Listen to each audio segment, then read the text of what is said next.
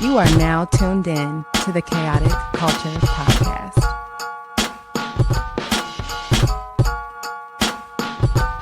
It's the KKP on your mother flipping airways. Hear the name ringing through the halls and the stairways. You were listening to a pod that can segue. All the latest topics guaranteed to fill your headspace. It's a safe place to voice your opinion. Say what you feel just like you're a kid again. Kid to pro and friends black as obsidian. Chaotic culture, that's the world we living in.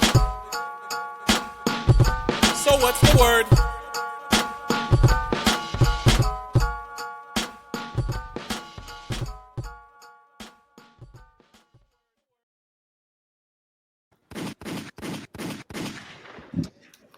Good morning, afternoon, and evening, ladies and gentlemen, and welcome to another edition of the Chaotic Culture Podcast, the pod where chaos rules and black culture is supreme. The Chaotic Culture Podcast is brought to you by patreon.com. That's patreon.com/chaotic culture pod. Subscribe to patreon.com to get bonus episodes, content, and to help keep the lights on. Once again, we appreciate your help. You can subscribe for as low as $3 today. If this is your first time, once again, this podcast will deep dive into modern black culture and how millennials, Gen Z, and Gen Alpha can navigate the crazy parts, from finances, black business highlights, black professionals, community, content creators, home ownership, HBCUs, sports, black nerddom, anime, wrestling, and especially black music. If it encompasses black culture, we're going to cover it. Live from the 410, I am the host and the creator of the Chaotic Culture Podcast. This is your boy, Ked the Pro, a.k.a. the Calculator Millennial, a.k.a. the Encore Presentation. Can I get an encore? Do you want more? A.k.a. your favorite toxic adjacent king, Ked the Poet, Ked the Closer, all that good stuff. 843 is me. Baltimore's the place to be. Always chaotic, never toxic most days. And back again, once again, with your favorite black culture highlights and black culture shenanigans. It's WrestleMania week, so you already know what time it is. It's a WrestleMania weekend prediction show. You already know what we about to get into. If you are a wrestling fan, definitely tune in. If you're not a wrestling fan but interested in WrestleMania, tune in anyway. And if you're not a WrestleMania fan, or if you're not a wrestling fan in general, find one of your friends and tell them to tune into this episode because we're about to get into some shit. Joining me, of course, are the usual suspects for wrestling. First and foremost, on my bottom, excuse me, pause, that's wrong. To the bottom of this screen, we got my boy Vonny in the building once again, aka I Hate Vonny. Go ahead, please introduce yourself, sir. I'm starting off by saying I ain't nobody's bottom. I'm all top, nigga. What you talking about? Hey, pause. Hey, that's what I'm saying, man. That was my bad for saying that. I'm getting my words twisted up. But that being said, howdy do, hello. Vonny, the VTuber who yaps about graps, a black man hiding behind a black man. You know where you can find me on all platforms. I hate Vonny. Also, shout out to Charmeleon and Snorlax in the background. Hey, big Charizard, yo, yes, sir. Yes, sir. That's Charizard. Okay, look. I didn't see the wings. Let me stop, man. That's shout out to my guy Charizard, bro. Yo, hiding the fact that my room is a mess. It's all good, bro. And of course, the other usual suspect for wrestling that we have on here is, of course, my man JBVersustheWorld. He's got a friend of his in the background. If she wishes to introduce herself, she can. But of course, the floor is yours. What up, everybody? It's your boy JB versus the world. Got hands. Fire. You already know. Don't turn me up, man. It's WrestleMania week. It's JB versus the world. I got hands for everybody. I got pins for everybody. You know what I'm saying? Like, don't turn me up, Vonny. Yo, going to get you some. Don't turn me up, man. Hey, it's JB versus the world. Spell it just like this. You spell it out, put it together, say it together like a Tribe Called Quest. You say the whole thing out all platforms except for Twitter, where it's JBV the world because the verse was just too long for Twitter. Indeed. All right, y'all. So at the beginning of every podcast, we go through a mental health check. Got to make sure everybody's mentals is good. Or if you got some shit to get off, please be sure that you do so. Actually, I'm going to start with JB, bro. How's your mental health been? Oh man. First of all, I'm a little sad because me and Vonny still not in the intro at all.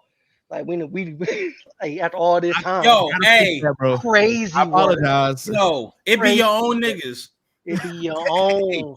It's not my fault, man. When I created the video, it said that anything longer than 2 hours, I couldn't clip and put in, and then it was just gonna take me longer to clip our episodes. So I was just like, all right, I got to get this out. And my brother's keeper. But but nah, March was seriously rough on me. You know what I'm saying? Had a lot of challenges. Got a lot of new things that I'm dealing with, facing and navigating. You know what I'm saying? We're only 13 days, halfway into April. You know what I'm saying? So still a lot of navigating, still a lot of figuring out. I'm not gonna say that I'm not like where I was this time last month. Like I'm definitely on the ascend, but you know how it goes, man. Like slow progress is better than no progress. Slow motion better than no. Nah, that's facts, man. As day by day, because we all face struggles, and just remembering what's important, and community is important, and people you're connecting with is important, and I'm religious and God is important. Yes. And making sure we're hanging in there for everybody, because it's a tough time, and I don't think anyone is having a great time right now. And so just being cognizant of who's on your team and taking things day by day. Listen, I already heard one sermon today, and you just preached another one. Listen, I get into it when I can. Vonny, how's your mental health been? You know what? My mentals right now is on the rise as well. We are in Mania week, baby. I love every bit of this. It's beautiful. Big raps all around. The things have just been better to me now than they had been in the prior month. Like even with March being my birthday month, it was some BS going on afoot as well. But again, you can't hold a black man down. You can't do that. Like this is not that. So we take it 1 foot at a time, one step forward. We get it. We got it. And we going. Oh yeah, Vonny, I've been seeing your name around these interwebs more and more, brother. I got a scandal? Nah, I didn't know scandal. What you do? Hey, did you? No, absolutely not. Absolutely not. Not in this house. No, sir. No, sir. I mean, but if you did, you would say that, right? No. If I did, listen, I would absolutely say on Front Street. But right now, listen. I mean, because you could talk to us. Like, I could talk to you. I could talk to y'all, but I'm talking to y'all and telling y'all I'm a child of God. So listen, I would never. Praise be. I walk in the footsteps of two people: my Lord and Savior Jesus Christ and Stephanie Vicaire. There. We starting off already.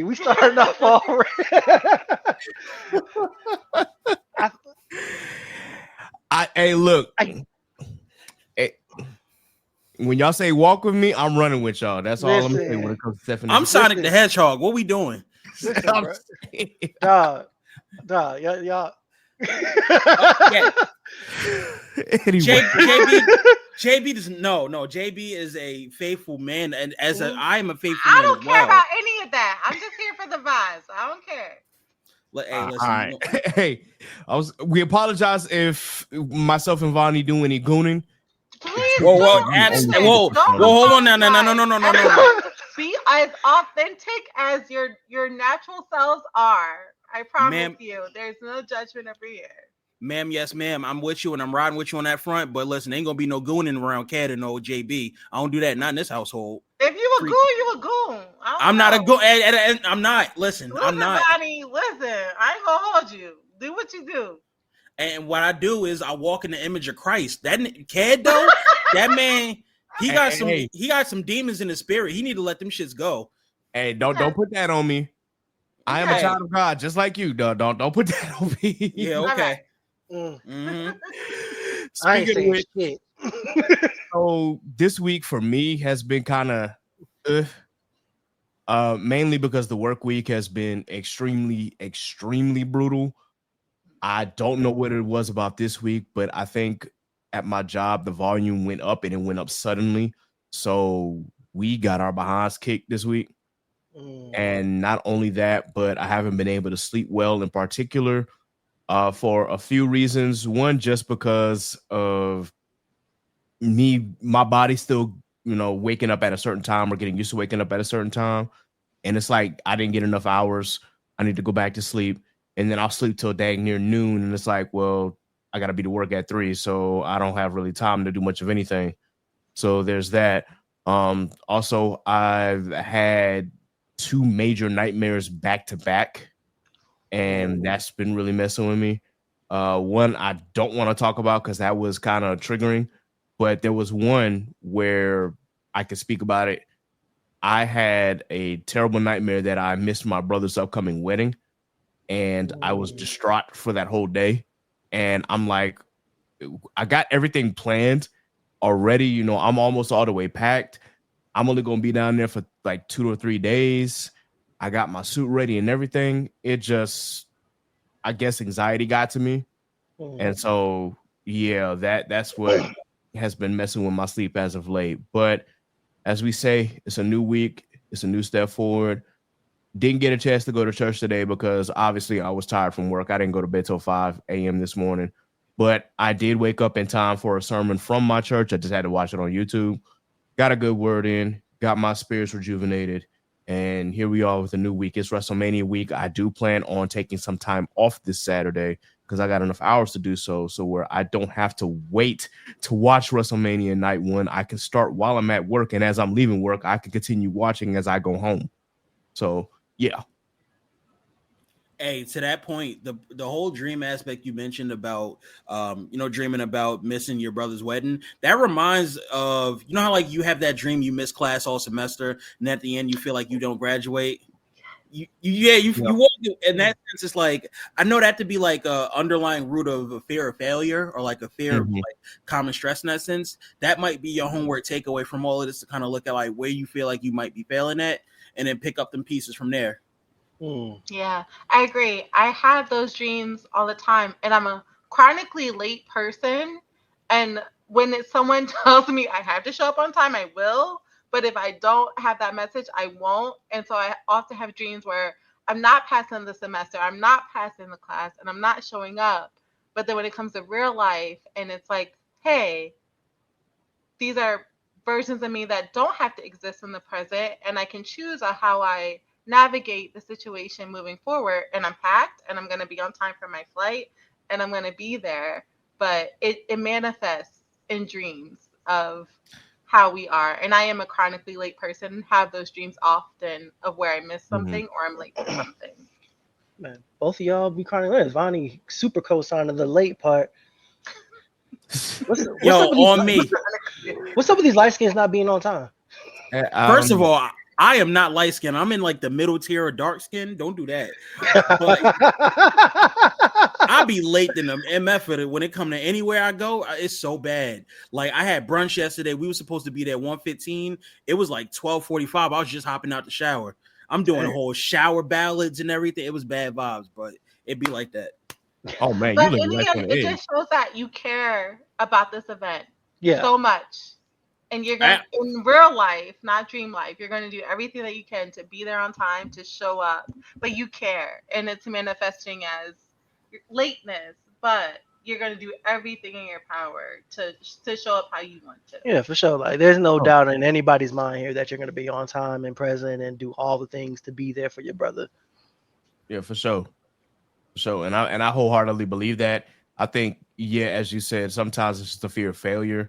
And more often than not, having those dreams that we talked about, because there are times where I have dreams that I've like missed a class, as you said, the whole semester, or having a dream that I got a failing grade, and then waking up like, bro, you got a whole ass master's degree and you graduated.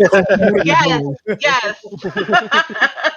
So yeah, and I think a part of it was also because last year, DreamCon, I missed my first flight. So I think that's also where that fear stems from. It didn't come up initially until I thought about it further. I'm like, I think I know why I probably had a dream like that is because I missed a flight one time.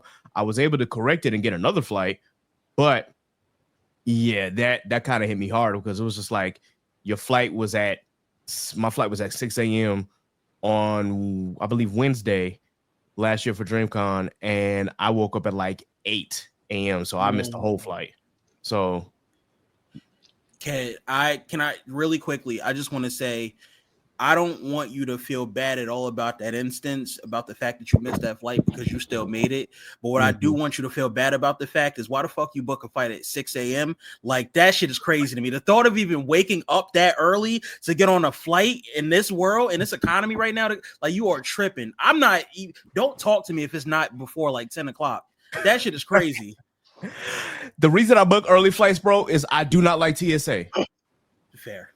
That's real. That's my main thing. I do not like dealing with that. So that's why I'm like, instead of going through the whole pre-TSA thing, I just get up early and catch an early flight so I don't got to deal with it. You're right. That's real. That's real. It's crazy because I'm going to Momo and both my flights are at the same time.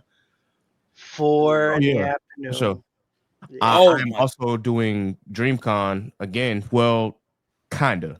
Not really doing DreamCon. I'm going to Houston at the same weekend, you know, enjoying the vibes and whatnot.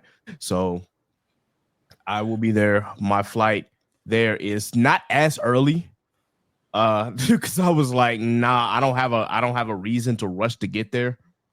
So it's like, he thinking vibes, yeah, I'm not trying to run to get to a con. It's just like I'm gonna be in Houston. I'm gonna be around fam and folk and friend. So we better catch you out there. Yeah. In full disclosure, I am an early flight person. Sorry, Vonny. Yeah, I am. Thank because you. I like to get to my destination and relax before I have to go out and socialize. And so, like, I just like to get where I am. I like to settle down and then do whatever it is I want to do in the afternoon. So I booked our flights for DreamCon, so they're like at 6 a.m. on Thursday. Spitting. He's disappearing because he doesn't wake up that early. But I like to just get where I'm going and chill. Nah, they know that. Y'all be using common sense in this shows. I hate that, bro. Y'all need to live on X Games mode. What is y'all doing? Not you judging common sense, bro. Right. No, bro, What is happening here? That logic, logic. What y'all on? I hate that. Hey, guy's this music. is coming from someone who's not an early riser. When it comes to somewhere that I gotta be or want to be, I'll get up 99% of the time. So listen, if it's left to me and my own devices, I'm not going to no 6, 7 a.m. He's not. I'll choose like 10, 11. Let call me. I'm like, let's get up, let's get to where we're going, and then we're chill, and then we'll do whatever. I'm gonna be dying on that flight. I already know. Yo, he gonna be grumpy as hell. Like, all I do is just go to sleep. I'll be like, all right. Because I'm not gonna go to sleep because I be snoring. I'm not trying to serve nobody on the plane. I got you.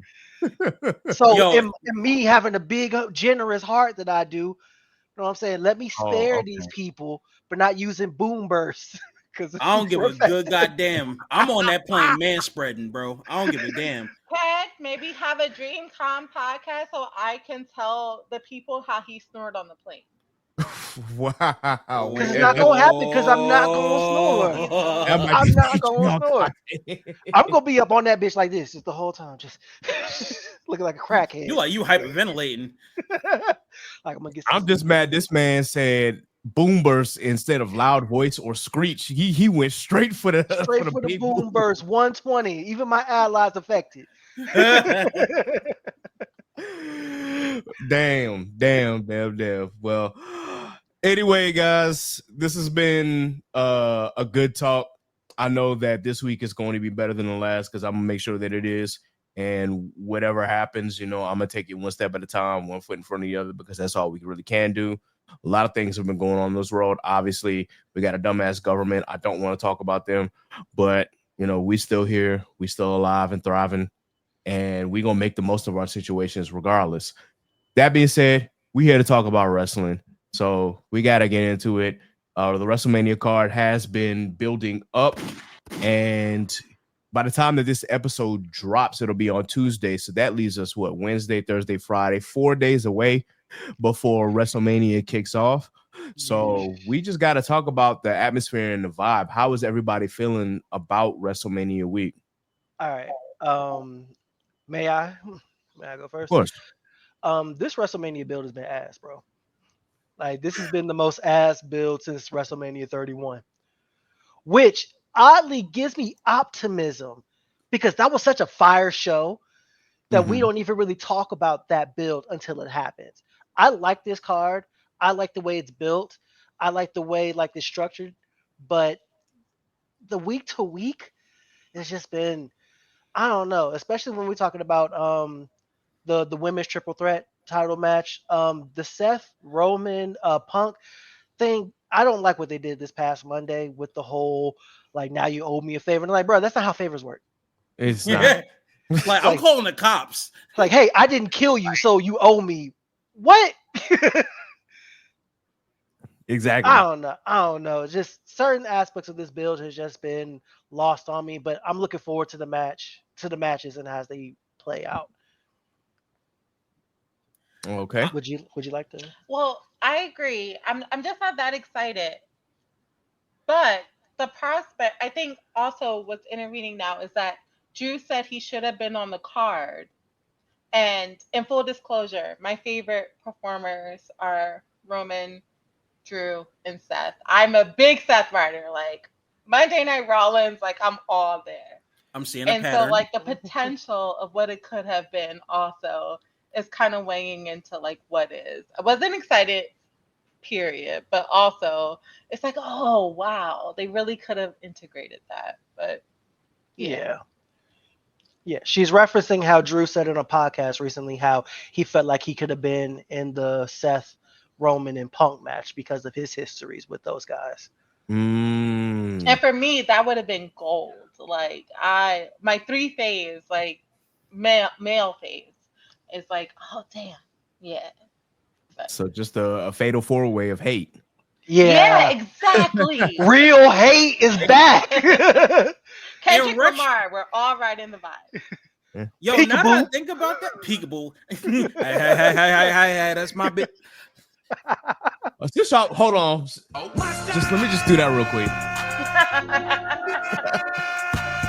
All right. Why do I feel like Vonny wakes up and just screams mustard in the morning? Yo, on mamas, bro. Like there was a long period of time. It was either that or A minor. Hello, yes.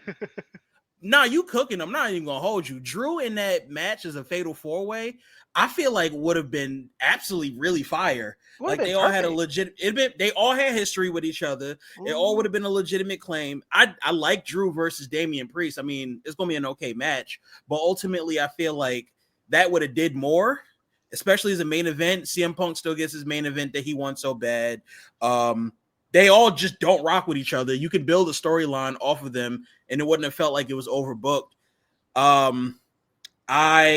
As far as like the Mania itself, I agree, and I see where everybody's coming through. The build itself hasn't really been like the best. I think that they could have did a lot more with like Tiffany. They could have did a lot more. Like a lot of the women's stuff, like a lot of the build up in the fuse, there's so much that they could have did, and it feels like they kept shooting them in the foot. Like we're gonna get into this, but why the fuck is Lyra not in defending her title? Why is Chelsea? Why is she? I didn't even know, bro. Like you're the women's US and the women's Intercontinental champion. Y'all don't have matches on the card. You got the Intercontinental Championship in a tag team championship match. Yeah. For what? For what? We know who's gonna win that match, bro. Like also, why are we? Also, Bayley and Roxanne. What happened? Yeah, what happened to that? That's my question. Yeah. Why did they drop that feud? That would have been a good match.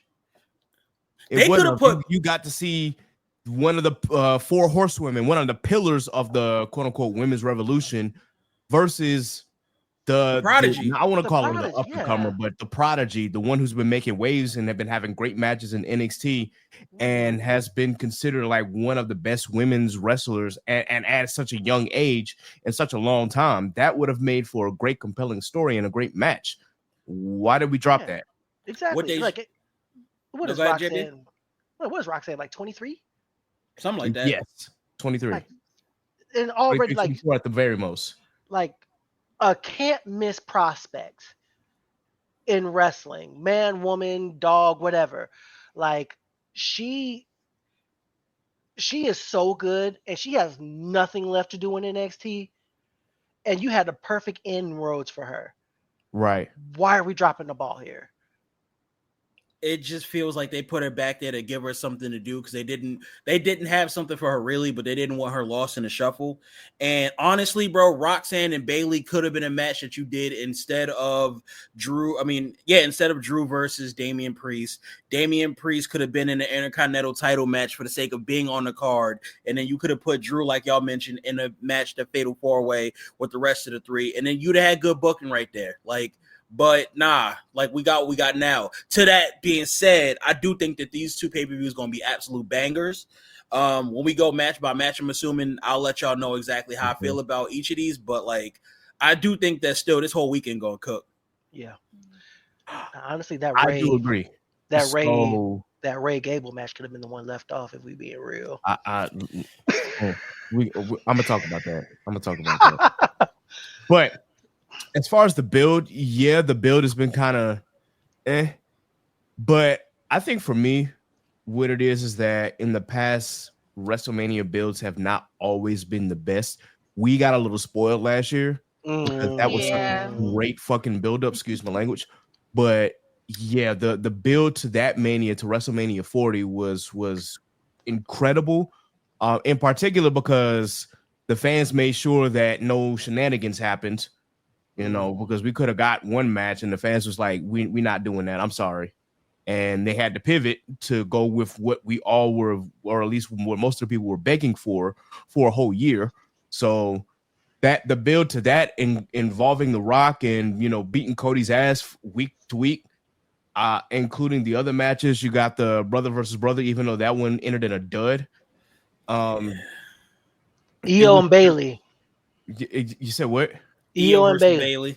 Oh, Io versus Bayley. Banger. All I want to call it the dissolution of damage control because technically there's still a thing, even though they were injured at different periods and whatnot. But during that time, you could see them pretty much like shunning Bayley, and you see the discontent growing with her, and then you see like, okay, the eventual face turn and whatnot. That was such a great build.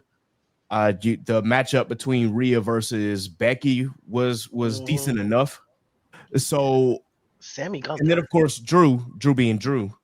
Yeah. And Drew and Seth, with Seth also dealing with the Roman and Cody situation. So it was such a great build.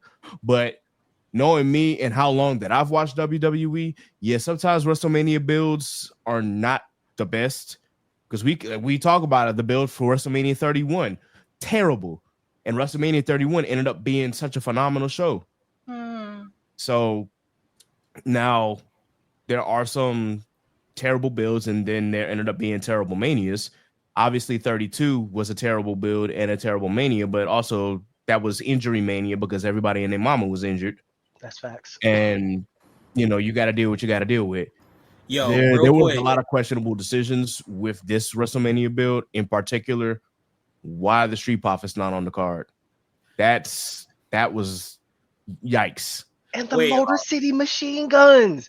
I'm saying, like, that is so crazy. You land one of the most legendary tag teams ever. One of the best, definitely the biggest influence on this entire generation of tag team wrestlers. This roster from the Young Bucks, right? It's like they're this side of the Young Bucks, like they're like the team.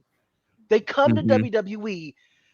You put them in the tag team picture, like you give them the titles, you take them off, them and the Profits, and neither one of them at Mania. Yeah. Hey, can I admit something here, bro? What's up? I don't want to see the New Day versus War Raiders on WrestleMania. That could have been y'all could have did this tomorrow on Monday Night Raw. And again, I love New Day. Let me not do that. I love New Day. I love War Raiders too. But like, this is a match that y'all, if y'all pressed for time, bro, y'all could have. That was one of the ones y'all could have probably did. You know what I'm saying? Like, y'all could have Andre the Giant Memorial Battle Royal did. Hey, yo. For real. And it's crazy that you say that, bro. But you know the War Raiders are his boys. So it's kind of like, and then the New Day are basically, you know, what's the word I'm looking for? The New Day, they're pretty much solidified at this point. So I don't think that they were going to be left off the card. But yeah, this is the War Raiders' first Mania. Which is crazy. Which is insane. Yeah, that's very insane. Because one or both of them been hurt every year. Like, they've both had injuries pretty much. Last year. Yeah, I think that's why. he's trying to give him a WrestleMania match because they just been injured throughout their entire WWE tenure. And so, and it sucks because unfortunately they weren't able to establish like a real build and a real following and whatnot. When they first came to NXT, I was all behind War Raiders, aka War Machine. I was championing them, but as the Viking experience. Get Yo, that was such a huff ass name, the Viking experience. Fuck you, Vince. Never cook again. I will not forgive Vincent Kennedy McMahon for a lot of things, and that's one of them. Like the assault, the Viking experience, bro. Like you see these two hulking ass men. You want to use War in their name? That's fine. You want to use Raiders in their name? That's fine. Fine. Viking experience? That sounds like porn. Is it Vikings with the cornrows they claim they always had in the braids? Wait, what happened? Those types of Vikings? Nah, it's like it's like God of War. I'm bullshitting. Oh, I'm sorry. Yo,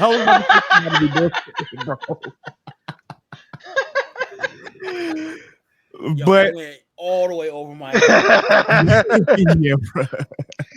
Oh my god. In any case, yeah, this build has been it's been great in some spots. I like the triple threat build minus the whole now you owe me a favor thing. Yeah, that was trash. Yeah. I do like the Damian and Drew match because it does make sense in context that anytime Drew was successful and unfortunately he himself will cause a downfall, who was right there to take advantage of that downfall? Damian Priest. So it does make sense. Yeah, so I'm not mad at the match, and I think that the match is actually probably going to be a sleeper because Drew is really good and Damian is really good. So I think that that'll be one of those matches that I'll be tuned in to and watching carefully. Yeah, Sin City street fight. My love for Damian had to grow because I took a break from wrestling, and then when we started talking, I was like, oh, let me tune back in. I come from a wrestling family, but like that college to 20s period, I just was doing other things. And because wrestling was ass at the time. And I wasn't like a big Damian fan, but like after hearing his story and then actually seeing how talented he is, he should have been catapulted to the front way before he is now. And so like with Drew's story and his story, they're both great athletes, and I'm just ready to see like what comes of the match. Like I'm excited for the match. Absolutely, Damian definitely took the road less traveled, especially if you know the story. Punishment Martinez. So I'm just like, I'm really big on Damian. Like I want him to succeed. He started wearing them chainmail vests with the titties out like Shawn Michaels, and they said, "All right, I'm gonna put the on you." Yo, I know the game. I synced it. So you a sexy boy? Oh, so you're not my boy toy? Bet. All right. Hands off the merchandise. I need to put that. Put that on the soundboard. Sexy boy. Hey, Ken, before we go line by line on the WrestleMania card, do we want to talk about the stand and deliver card? Or lack thereof. The card is not put together yet, but we can definitely talk about it. I have been watching NXT, and I've honestly still love NXT and love what they've been doing. I just thought that the card would be put together a little more now than at this very second. Like y'all could have had this card solidified a week ago or 3 weeks ago, and there's still some things that still have yet to be figured out. It doesn't feel like stand and deliver season for real. It just kind of feels like it's another random PLE to me anyway. But that doesn't mean it can't be a great show. So it's the next thing. There's two matches that I definitely wanted to talk about, but if anybody wants to talk about the other potential matches, of course we can mention them. Yeah, we only have a couple days out. We only have like 3 matches so far as of this recording announced. But there's 5. I see it. There's actually 5 matches right now. There's 5 matches. Okay, 5 matches. So Fraxium is going to face who in the world. They're gonna face somebody, and it's gonna be a banger. And Yes. I think they gonna lose the titles there, but I'm not entirely sure. I don't know who. But I feel like if there's ever a time to take these titles off of them, I keep seeing Nathan Frazier on SmackDown. I mean, Don't now's say the that. time to do it. Don't say that, man. They're my favorite tag team in wrestling right now, bro. Don't say that. They definitely been running a tag team gauntlet right Fraxium is fine, okay? But like the thing is, everybody is anticipating them breaking up. And again, Nathan Frazier is my guy, but I'm tired of him wearing them pants with the little butt hinges thingies on them. Like, you know what I'm talking about. You leave little Seth alone. Yo, he could go in the ring, but he got what's some things called blinds when you like got the dog. That shit crazy to me, G. It looked like he got like Gundam pants on. Hey, yo. now. You got the North American Championship, which that's the one you said, Ricky Saints. He either going to face. There's a match I think coming up, either Ethan Page, Eddie Thorpe, Lexus King, or Wesley. Oh, there's going to be a Fatal 4-Way. I think this coming Tuesday. That's probably going to be Ethan Page, realistically. It's got to be Ethan Page. Like, that makes the most sense. You would think it would make sense. He also has a TNA World Title match against Joe Hendry. He does. He does? Yes. TNA Rebellion. Oh, shit. Yeah, man. Oh, he's about to be a busy man. Oh, no, not Rebellion. The Thursday night special. I forgot what it was called. Because Rebellion is the actual pay-per-view. But either way, yeah, he's got a world title match against Joe Hendry, which of course, Joe Hendry is going to retain, injury and all. Do we ever think that like a WWE guy is going to win one of those titles from TNA? I think the Meta Girls could be in line. Not necessarily, unless a TNA person comes in and wins the NXT championship. Then at that point, I'm gonna be like, whatever happens, happens. Hey, JB, you said something that spoke to my spirit when you mentioned the Meta Girls, because when we get to that WrestleMania roster, we're going to have a conversation about this tag team match now and how y'all not doing shit for the niggas like y'all need to be doing for the niggas. But let me walk that back right quick, Ski. The NXT Women's Championship, the Women's North American Championship ladder match, you got Zarya, Kaylani Jordan, Izzy Dane, Sol Ruka, and you got two more people, one of which got to be Lola Vice, who I think would actually win it. Sixth person, I'm not sure who the other person's gonna be. Man, my money, like if you want to make the most of that match and catapult somebody, make somebody new, put it on Izzy Dane. She could use it. She could definitely use it. I feel like, bro, yeah. I feel like though Zarya is next up at some point. I don't know if it happens here. It has to be at some point. I think she's championship material. Obviously, she's championship material. Like she's ready. Soul just won the Speed Championship. Yeah, so she's not. Oh, I missed that. Yeah, it's gonna air next week. Okay. Yeah. I definitely missed that. That's crazy. Kalani's not gonna get the championship back. Nah, it's time. But she needs to be there. Do we think? I was gonna say, do we think she's ready to get called up? No, talking about the main championship picture. I was talking about moving up into the the main title women's picture. championship division, like the for the women's title. I think it's time for her to go up because like you've held the secondary or the mid card championship. It's time for you to go up and start putting in work in for the actual NXT Women's Championship. Oh, I was saying she ready for Raw or SmackDown, but maybe I'm jumping. You're not wrong. Athletically, for sure. Really go in the ring, and she's definitely been very refined. Whereas, like her versus Lyra right now, I was like, because I don't think she's there yet. But that's just me. Her versus Lyra right now would give the women's Intercontinental title some stain. Like that'd be a look. Oh, my Kalani and Bird Lady.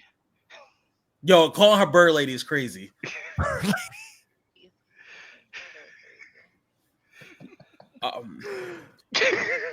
Bird Lady is crazy. We got a hooper though. Yes, she is. Bird Lady Daddy.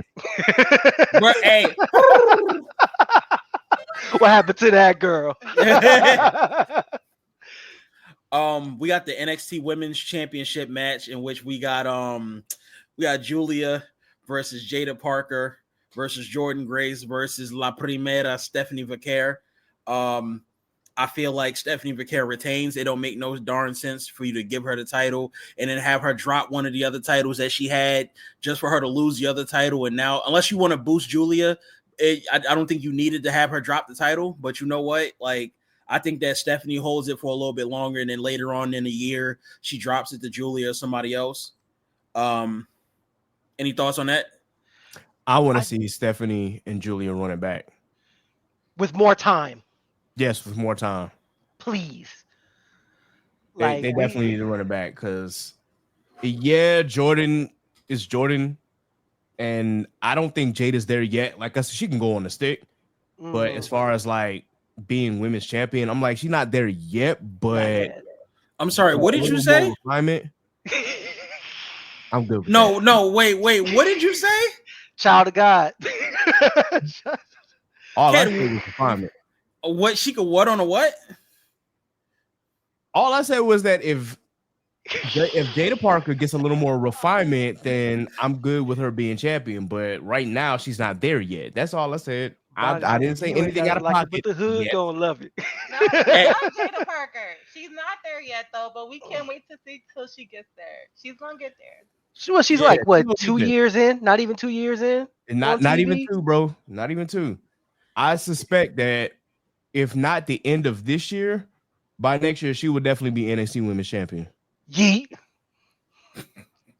I just want y'all to know that Cat the bad influence of this friend group. Just so y'all know, y'all see it real live on wax. Why are y'all coming after me? What do you say fuck me for? But niggas want to say I'm a gooner. Look at him. Man. And listen, when My it comes virgin ear. Yeah, keep your hands where we can see him. I got no words. I'm gonna just do that. Now, that being said, the last one we got the NXT Championship match. I got a hot take, but I will let y'all. We got Obafemi versus Trick Williams versus Javon Evans. Who y'all think got that? Hey man, real talk. I think it's Javon time, bro. Yes, sir. I think it's Javon's time. Yes, sir. I think it's Javon's time, bro. Put the strap on the young OG. Pause. Or no pause. I don't know. Hey, listen. If Javon wins, I actually might jump out my seat because I fully expect Oba to retain. I think Trick has moved past NXT Championship at this point. Yeah, because he's 2-time now. It's like, okay, bro, it's time for you to refine your wrestling maneuvers and refine how you are in the ring so you can be brought up to the main roster. And I think that he may need like one more substantiated heel run before he gets to the main roster, but he doesn't need a title anymore. I think both. I'm sorry. You go ahead. I'm sorry. I was just going to say, listen, if Oba doesn't retain, I would like for Javon Evans to capture the title. And that would be really, really dope to see. Because I think he would be the youngest NXT champion. Mm-hmm. Yeah. Give him the strap. And I think he can put the business on his shoulders. What was you about to say, JB? Hey, man. All I'm saying is, as far as Oba is concerned, I see you on Monday. Hey. I see you on Monday. You know what? Motherfucker! You might be on to something. Because if he debuts on Monday, I'm going crazy too. Hey, big fella, how you feel about Netflix? Motherfucker! I think, like the only my thought was Trick Williams was leading Dark State, this group that came through and was beating everybody ass in the ring. But after Trick, exactly. It's still a possibility. I mean, but unless you do the whole red herring of them beating him up to make it look like he didn't do it, I don't think I question WWE doing that or going that route. But if they do, then it is what it is. I mean, I'm fine with it. I actually like it. It gives Trick Trick don't need a group, but like him being like, all right, I'm getting it out the mud. Him being the type of person that's saying I'm getting my lick back. Like he needs something else to kind of set him further. Because after he get this win, then what? Mm-hmm. Yeah, that's what I said. Like I don't think the title helps him in this point. He doesn't need it. Mm-hmm. It's more so along the lines of work progress and character growth. So I definitely think like a heel turn is coming because I mean he had one before, but he was the sidekick of Trick, quote unquote. So this would be like a substantiated heel run. And it's not out of the realm of possibility that he leaves Dark State. As you said, if he decided to go that route, I'm just wondering, isn't Bubba Ray backstage? Because if so, that's definitely Aces and Eights storyline played out in WWE real time. That's a good point. That's a good point. That's a really good point. I wouldn't mind seeing Trick on SmackDown. Put him in there in the mix with the young guys, and let him grow from there. I mean, he's already over with the crowd. We've seen that the couple times he's seen him on the main roster. He's over like Rover. Just let him grow and refine his skill. Let him mix it in there with some of the ring generals and see what happens from there. Because at this point, he's what, 31, 32 ish. Is he? Yeah, he's in his 30s. He's in his 30s. I definitely want to say he's 2 to 3 years younger than I am, because he went to Hampton in 2012, which was my senior year. And Melo's on SmackDown. Then what is that of that potential storyline? You could kind of tease them getting back together, especially if they're both on the heel side. You said yes. That I was thinking that. I'm like, listen, and we gonna get into that when we talk about WrestleMania, like why Melo's not on the card. Like now if you really want to do that, put them back together. Now all of a sudden you got a legit claim to make this make sense, because Javon said on NXT, you are Carmelo Hayes right now, based on the way that you're moving. And also just now Googling and finding out that Trick Williams is a year younger than me. He's 30. That is crazy to me. He's 30. Okay. I'm about to say he's 30.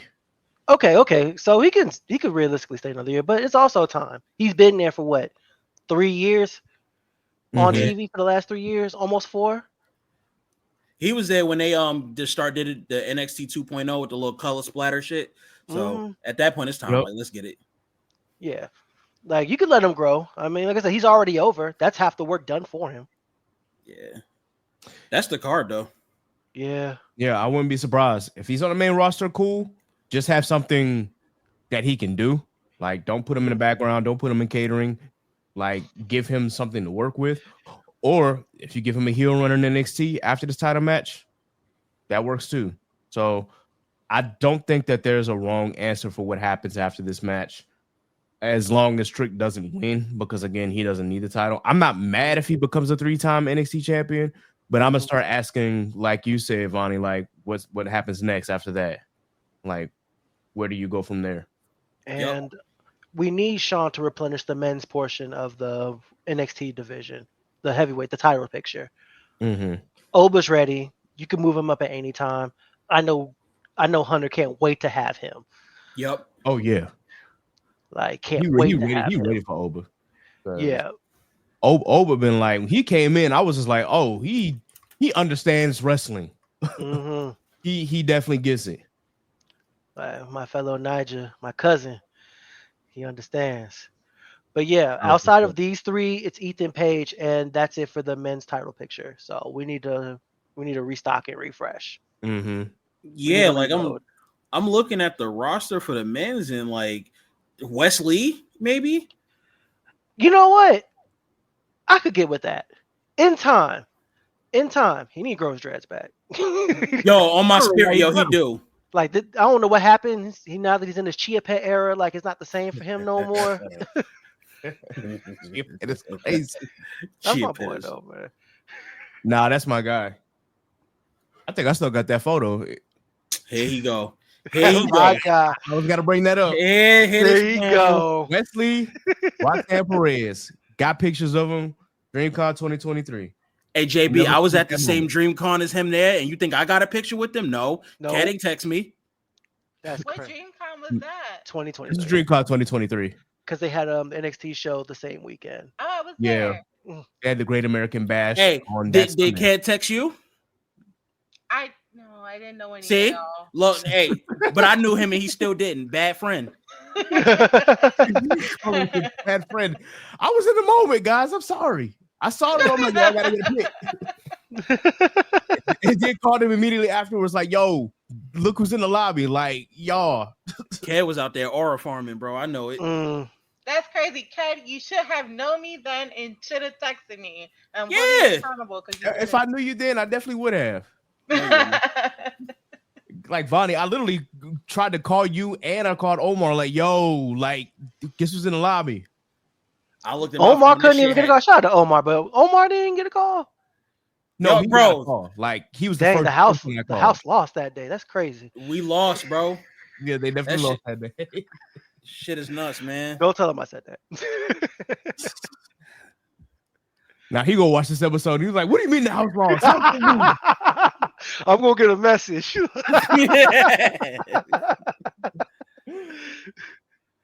Anyway, that's what NXT Stand and Deliver looks like.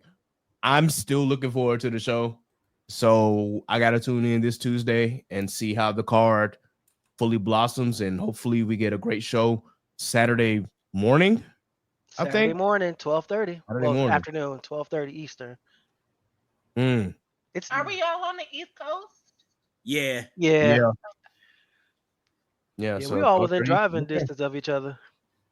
Yeah, y'all. Yeah, we off. We on you and JB. We gotta. Yeah.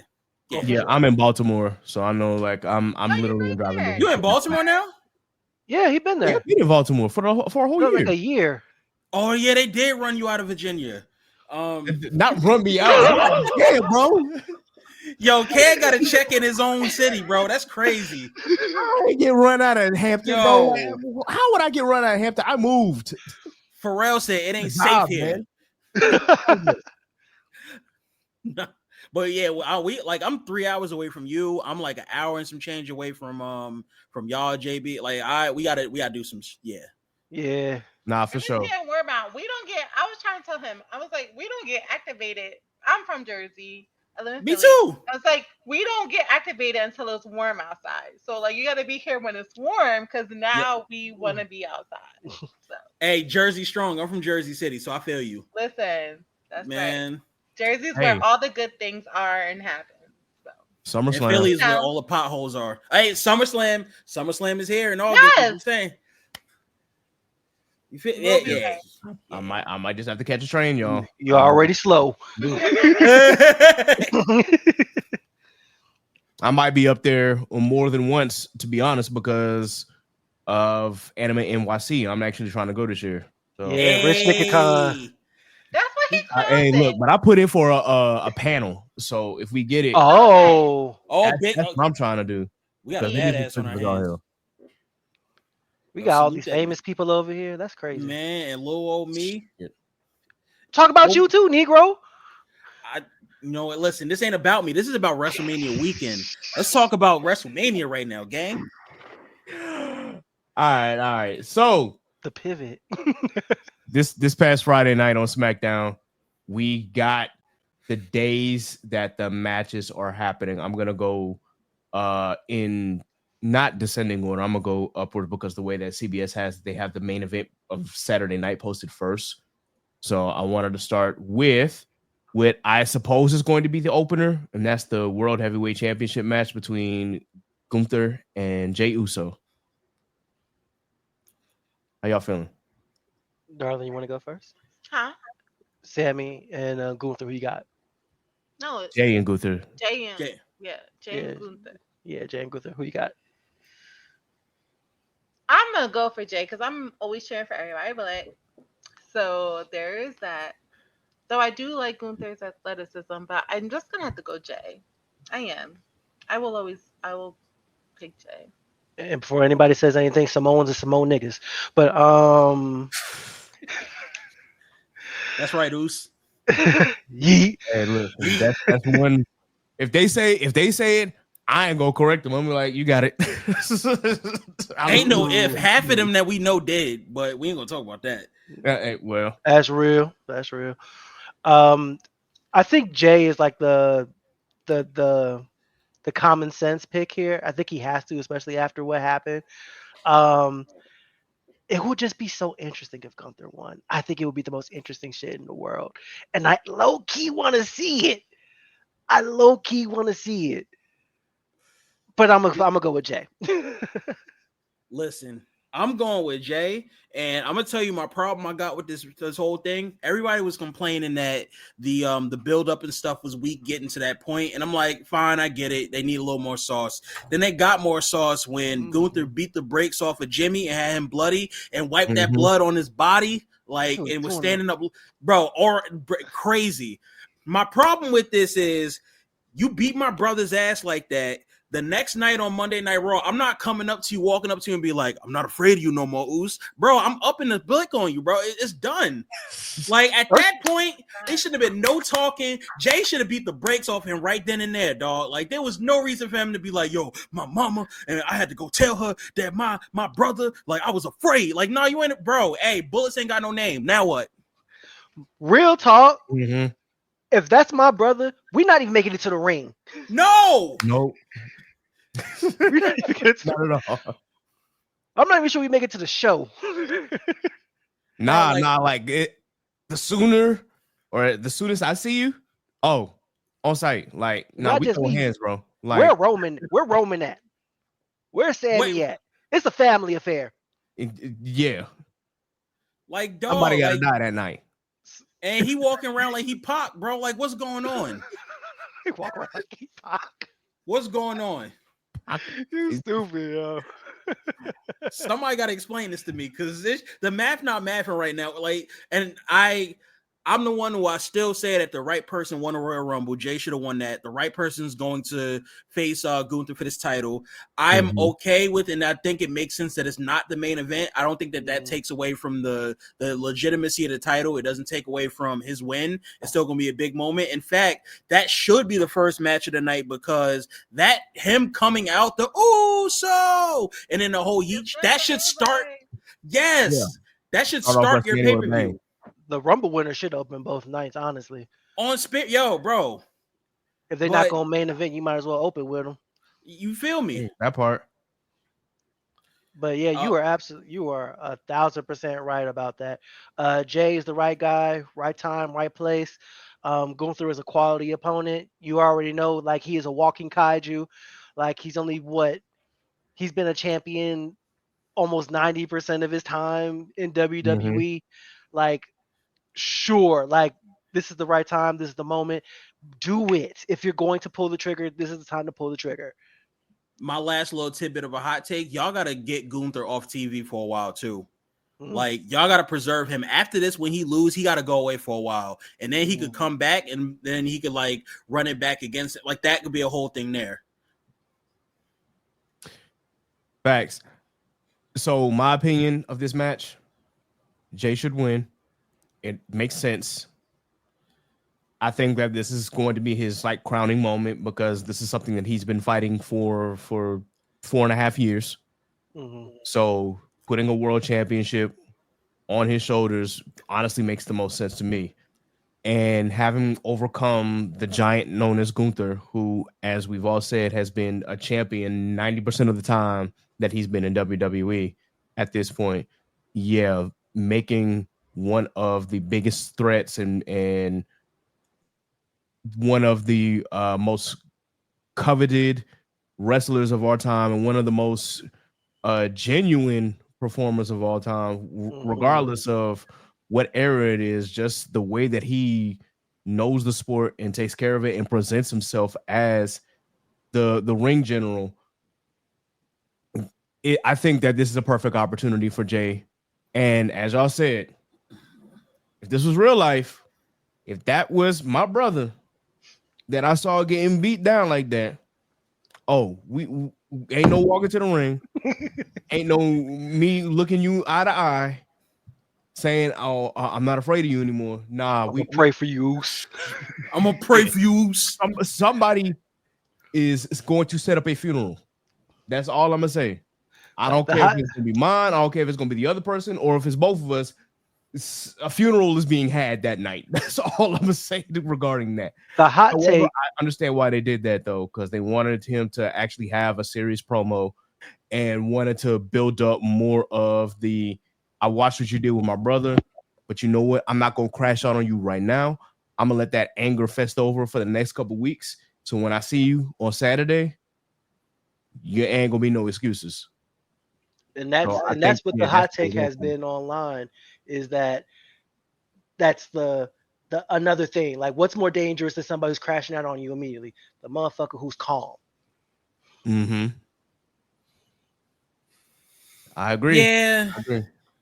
I mean, yeah, you're right. I want to see him get his ass beat. That's all. Like, Vonny's talking because he's from Jersey and we ain't never comment first, so Nick, that's like, all right. What are we talking about right now, bro? Like, dog, brandish your weapon right now. he said brandish.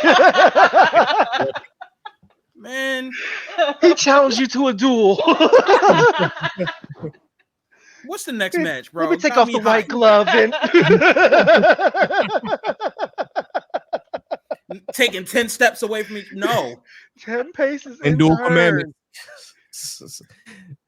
All right, the next match. El Grande Americano versus Rey Mysterio. Can we talk about how this man's name is a Starbucks drink? I thought no one would catch that. Damn it, Vonny. So nobody gonna say this?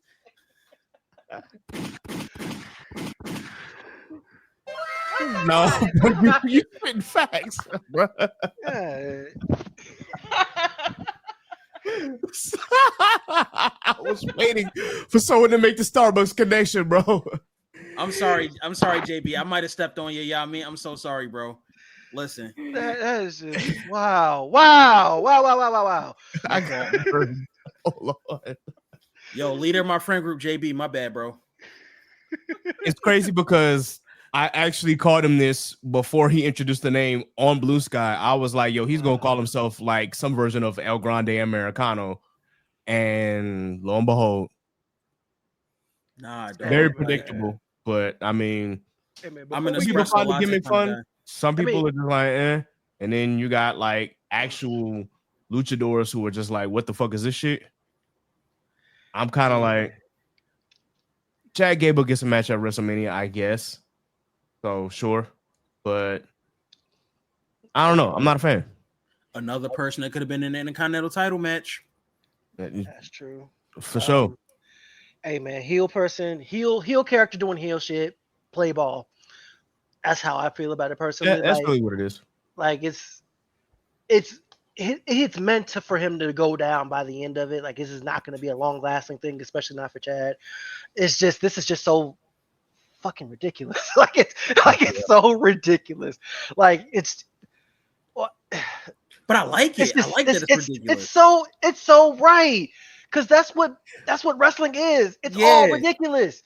It's men in tights or jeans or jorts or whatever, greased up with wet hair, like throwing each other around and trying to pin somebody for 3 while like portraying this weird ass character that's usually an amped up version of themselves or some old man in the back told them to be.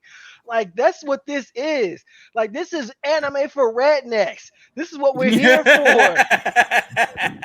And if you want to put the white boy from Minnesota in a wrestling match to say he's from the Gulf of America, like whatever, make him lose by the end of it. They're like this just don't keep this shit up. Can we move on like before too long?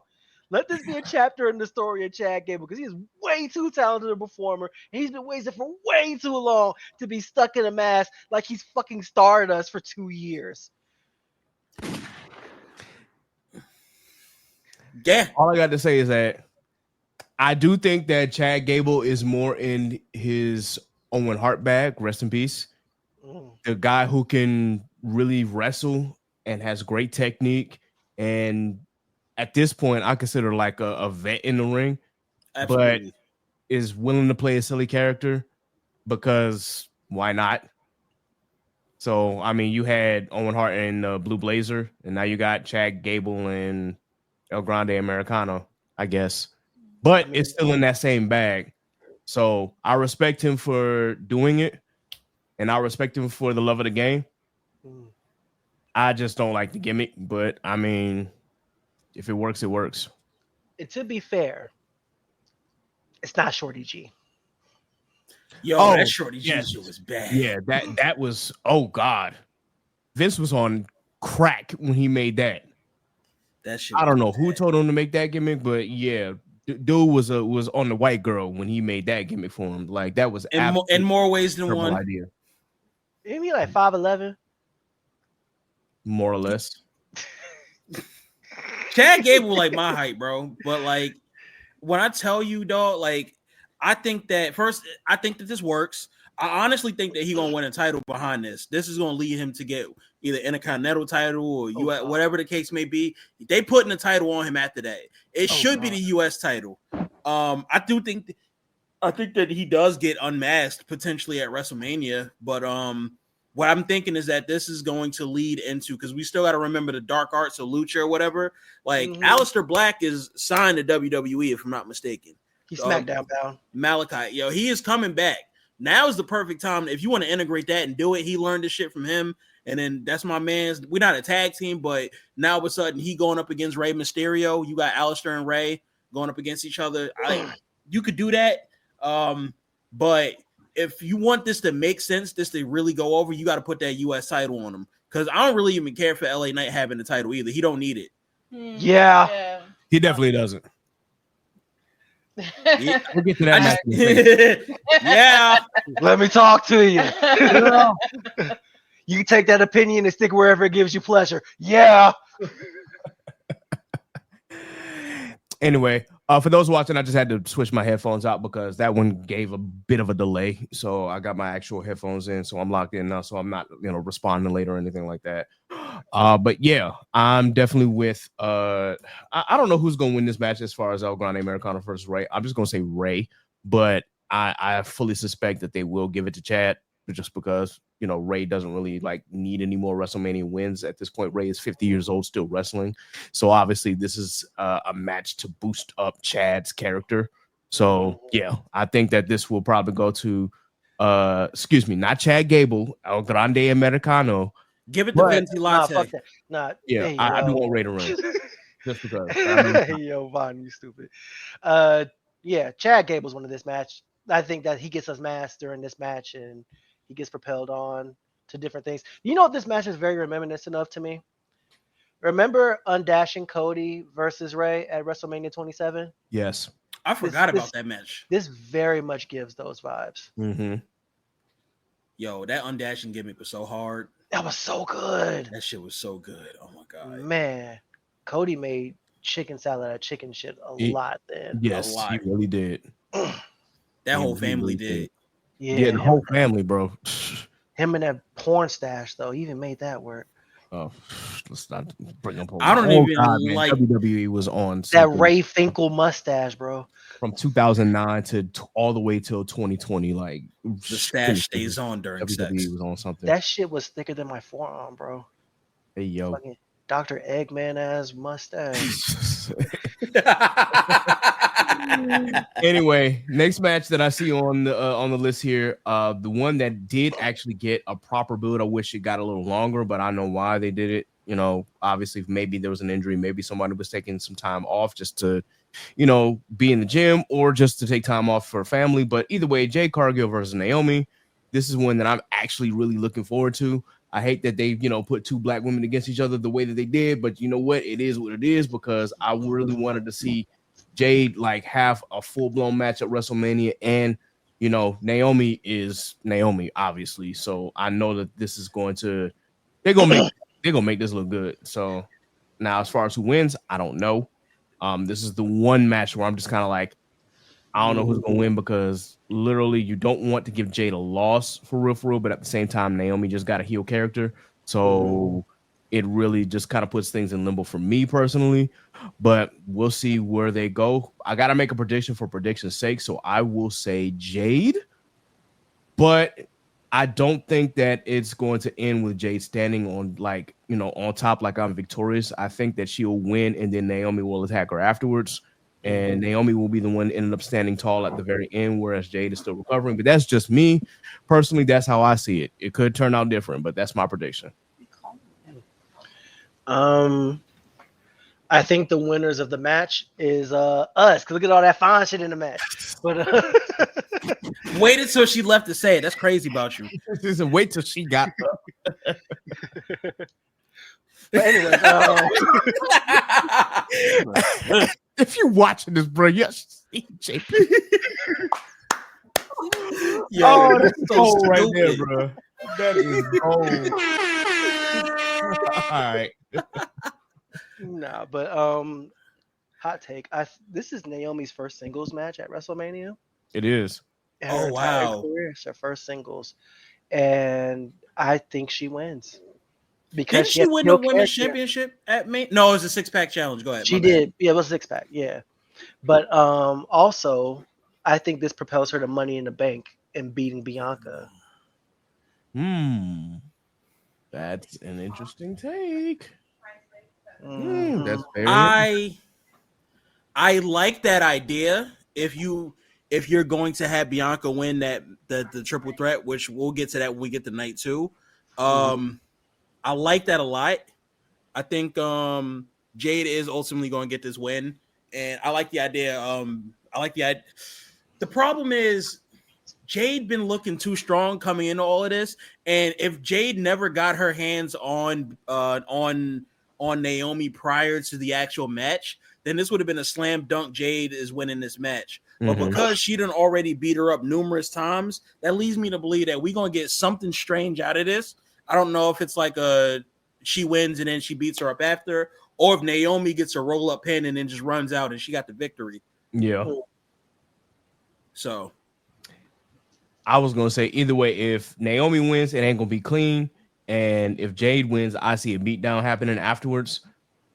Shoot, yeah, I'll be surprised if Naomi like beats her clean, but I don't foresee that happening. Nah, she's not gonna beat her clean. Yeah, Jade's a monster, and exactly. respectfully, Gotta cheat to get this one off.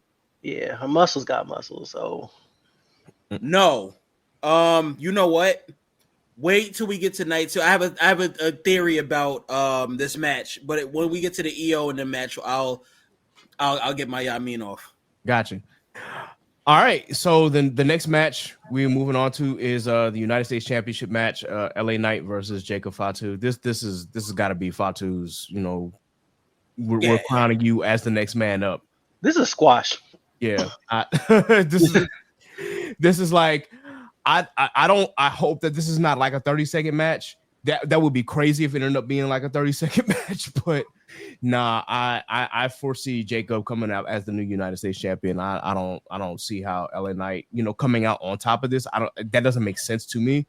And now that even though Jacob is a heel, he's got the crowd behind him too. Now this is like, yo, you put the strap on him at this point. I mean, This match is it feels like an excuse to get Jacob on the card, Jacob and LA Knight on the card for Mania, and I'm okay with that. That works. But I also feel like the way that the weeks went leading up to this, you could have just ran back Jacob and Braun Strowman if you had to have a match between the two of them on this card. But I mean, if Jacob wins, then now that gives an excuse for Braun to be the first person up to battle Jacob for the title post Mania season. So or Solo, which Solo has not had a Mania match yet. I think at all. I think he will. Oh, we'll get to that. Yeah. All right. So we all said pretty much Jacob is winning this match. Yeah. Okay. Yeah. Now we got the WWE Women's Championship match: Tiffany Stratton and Charlotte Flair.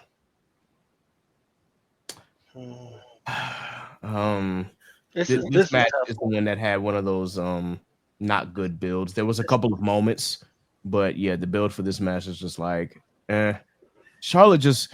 And I'm not taking anything away from Charlotte Flair. She is amazing in the ring. She is one of them ones. She can go. When it comes to her in-ring prowess, masterclass.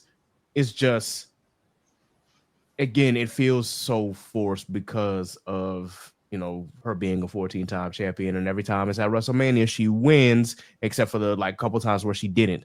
But it's like, I don't know. And then clearly Tiffany still has some growing to do as a character. She's got her, her heel persona down, but now she's been thrown into the babyface position. And it's just kind of like, you got to find your way to, be a babyface now. And then that whole segment where, of course, Charlotte bullied her. So then Tiffany got her revenge in the next segment. It was like, what are we doing here, ladies? Like, this is kind of crazy. So I don't know. I do want Tiffany to retain. For some reason, I don't foresee it happening, just because I don't trust WWE. Not to say that I don't like trust Triple H's booking. I just, knowing it's Charlotte, it's kind of like, yeah, give her 15 so that way she can get the 16, and then she can claim to be, have as many titles as her dad or more, assuming that the other person doesn't win 17 the very next night. But anyway, still, I'm kind of like, yeah, I'm taking Tiffany on this one, just because I don't know. Like, maybe this wasn't the best time for Charlotte to just come back and win the Royal Rumble. Her coming back is fine to me. I just think that she should have stayed out of the title picture a little longer, but it is what it is. Oh man, sloppy build, sloppy build. I don't buy Tiffany as a babyface.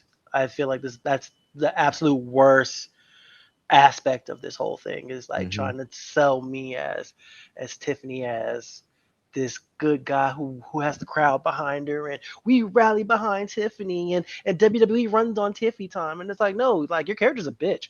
Like, that's what brought you here. You being a spoiled rich bitch, an entitled asshole is what brought you here. Like, I don't understand why we're moving away from that. Like, even if she's getting cheered, man, fuck all that. Like, she's a heel. She's a better heel. Her character is heel. Everything about her persona is heel. With that being said, though, I think she wins. I would like to see Charlotte win, only because if Charlotte doesn't win, we're just gonna get another match, and because Charlotte don't not compete for titles. That's fair. So, like, if Charlotte loses, then we're just gonna get a run back. And if Charlotte wins, I mean, sure, like, it opens up doors for possibilities, I suppose, if that's what you want to do. I don't know, but Tiffy, hope over Charlotte. Yeah, I think Tiffy's winning the title. I'm gonna let you know now. I've seen that shit live, the experience of the whole Tiffy time thing. Like, I was at the SmackDown a few weeks ago when she faced who did she face? B-Fab? Was it B-Fab? Nah, it was was it Piper Niven, I think maybe she faced to somebody? Yeah. Yo, the crowd went crazy for the whole It's Tiffy time thing, and like, they are behind her.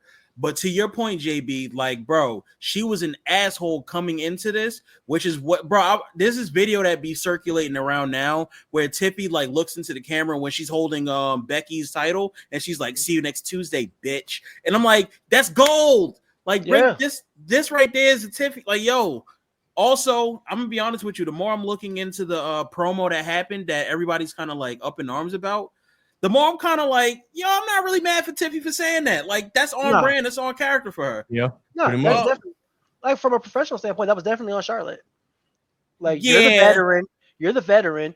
Like, you got to keep this together, and you let the crowd get to you and let you do other shit with it. And it's like, no, you need to be focused. You're the legend here. Maintain the frame.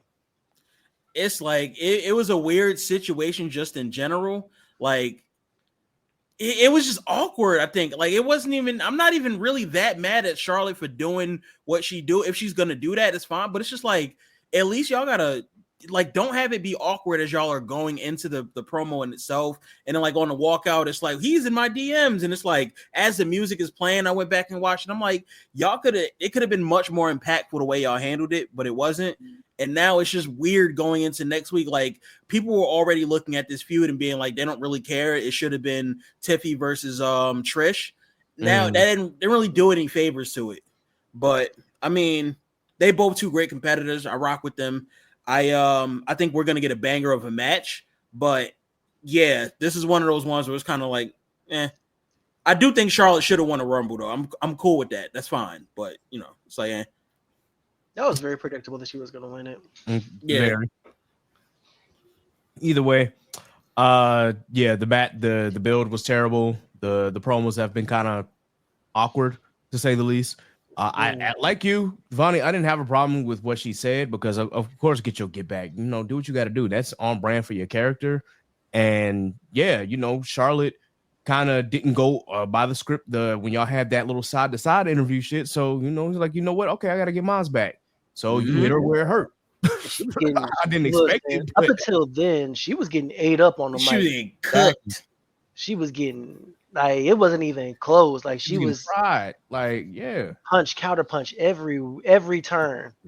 Dog, that shit was crazy. But yeah.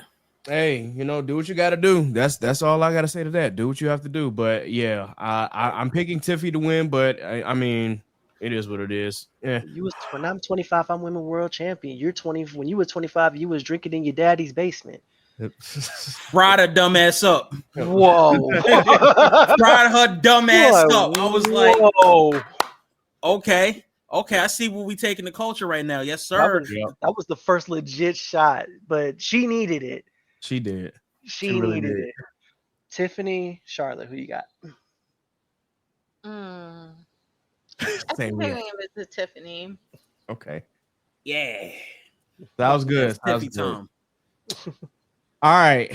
And for the main event of night one, Roman Reigns versus CM Punk versus Seth Rollins. This is probably, for me, the most interesting match because you really could pick any one of them to win this, and it would still make for a compelling story afterwards. It's just a matter of what way WWE decides to tell the story. So, what are your thoughts?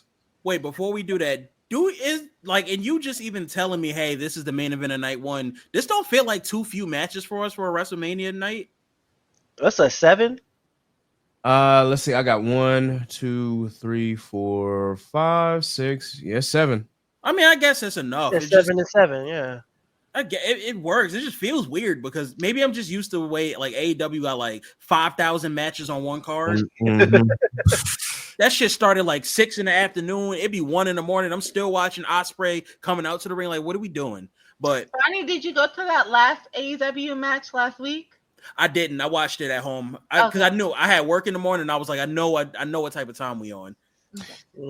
Yeah, I thought about going to Dynamite since it was in Baltimore after Dynasty, but I was like, yo, I gotta work today. I gotta, spend my time wisely. And with, traveling next month and of course WrestleMania coming up, I'm like, nah, I'm good off it.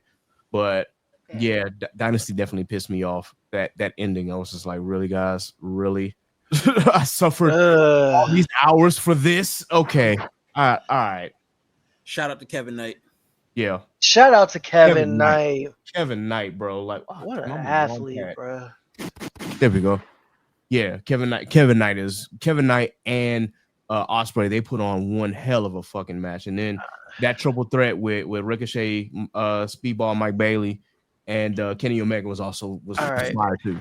Can I put out a PSA real quick while we're on the subject? Yeah, go ahead. Okay. Listen. Hi guys. Local ball man JB here. Stop smacking ball people upside the head. And while we're here, stop sharing the fucking video to a bald person of Ricochet getting slapped. Because you're not gonna slap me. Because I slap back. Oh my God. We gotta treat bald people better. I don't do this bald discrimination bullshit that y'all on right now. Y'all need to stop. You need to relax.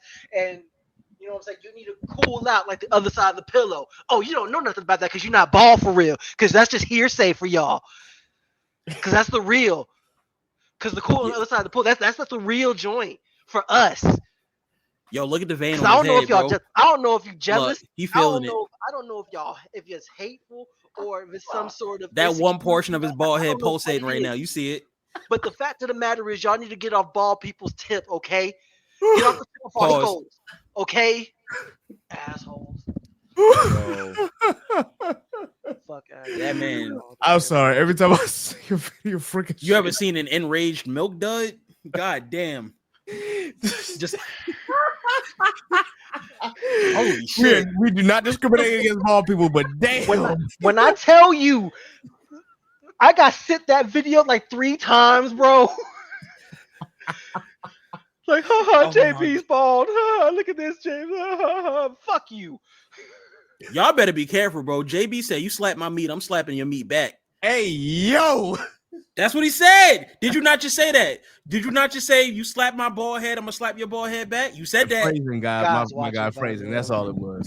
Yo, you said that. Don't let JB put his hands on your meat now. Phrasing. I'm just gonna say from that on phrasing. Hey, JB, just so you know, I'm actually at one point about to shave mine fully because my hairline is time. Because I'm getting a robot in it. It's yeah, there's a reason why I got hats on. Hey, let's talk real quick, man. If you're gonna do it, man, let's talk real quick, man. Hey, man, Dollar Shave Club, man. Just go ahead and join that thing real quick, man. Yes, sir. Yes, sir. Listen, I pray. My favorite football reporter is Brian Baldinger, man.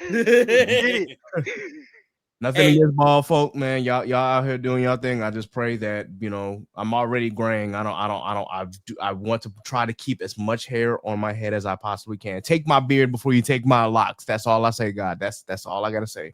I know a nigga with a full head of hair. Like locks ain't talking right now. Oh, yes. I know a lot of men with a full head of hair. It's crazy. But it ain't us. It's not y'all. I'm sorry. Either way. Now getting back to the triple threat. So who do y'all have actually winning this match? Hey, side note, speaking of CM Punk calling The Rock a bald fraud, top 5 funniest things I've ever heard from this man's mouth. Bald fraud. And he called Seth Grimace the next week. Yo, Punk was cooking everybody, gang. Man. Oh my stars, bro. As far as like the match itself, I mean, the build-up, I've been liking every bit of it. I think the pinnacle when Roman Reigns, when that Monday Night Raw cage match happened and Roman came back and them Jordans started stomping everybody, putting everybody in the dirt. Mm-hmm. I said, no, we about to cook with this triple threat. Mm-hmm. Putting this as a main event was the perfect idea. I think that this does deserve to be a main event caliber match. They wanted this to be the Shield so bad in the triple threat, but it's fine. It's cool. I think this is better. The only thing I don't like, to your point, JB, what you said earlier about the whole Paul Heyman situation, it's becoming a bit more like telenova-ish, and it's like maybe we tone it back and let it be about the graps, like keep it between them three. Now we making a whole thing like, yo, who wins the rights of the wise man? It's like, nah, bro, just they all don't fuck with each other. Let them rock out and do what they do. It's gonna be a banger. All right, that's facts. I feel like they're trying to make fetch happen and they're trying to make it telenovela-ish, and I'm blaming the writers on that.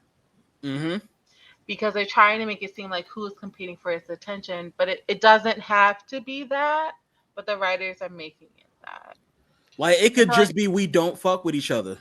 Right. It could just be that and leave it at that.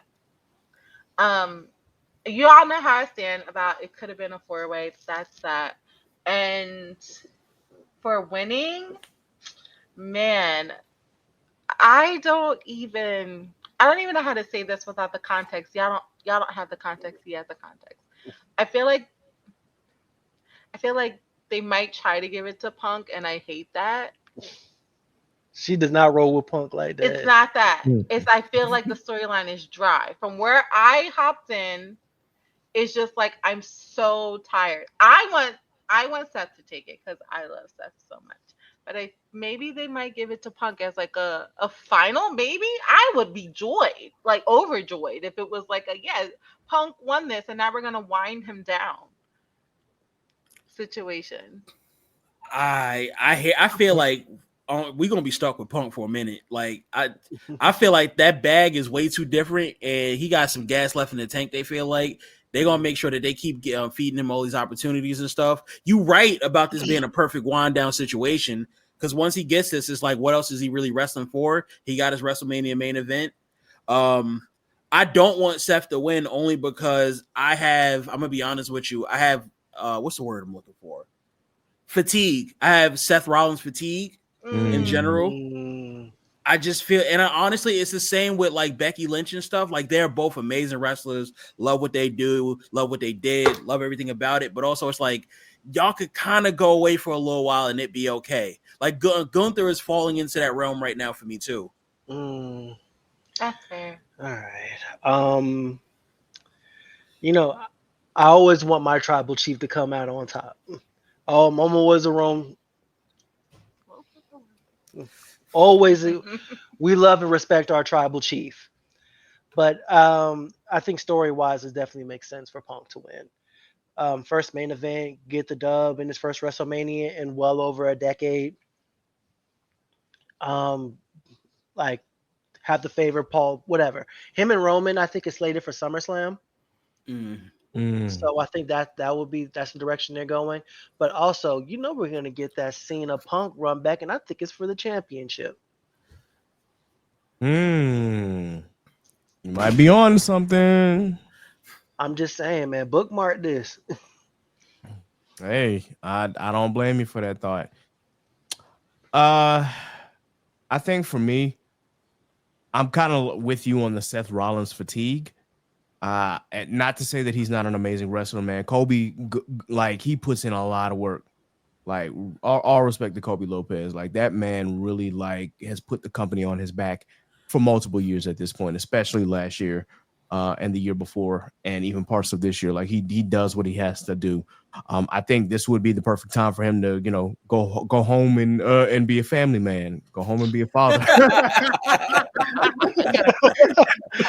Raise your kid.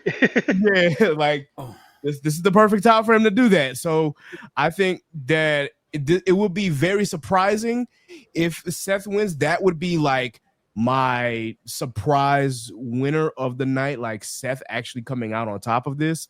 But I don't foresee that happening. I do see that this is more than likely going to Punk because, as you said, he has never got his WrestleMania moment. He's been gone for 9+ years at this point, almost 10. Finally gets a WrestleMania moment because he couldn't do one last year because of injury. So thank God he's not hurt. Yeah, I'm glad that they've like, nah, we're not taking no chances this time, brother. Like, you having 1 or 2 matches a month, and we sticking to that plan. Like, we're not gonna let you get out here and hurt yourself. Not to say that CM Punk is brittle. It's just he's got a lot of injuries over the years, especially these last few years between AEW and WWE and trying to integrate himself back into the ring. He's got a lot of injuries built up. So with that in mind, I do believe that they will give this to Punk. I will, of course, throw my ones in the air if Roman Reigns comes out on top. But yeah, I'm gonna give this to Punk. If Seth wins, that would be like, damn, Triple H, you swerved us for, wow. Okay, that would be the swerve of the night for me. Here's the thing about Seth with this whole thing is this is all his fault. All of this is his fault. Yeah.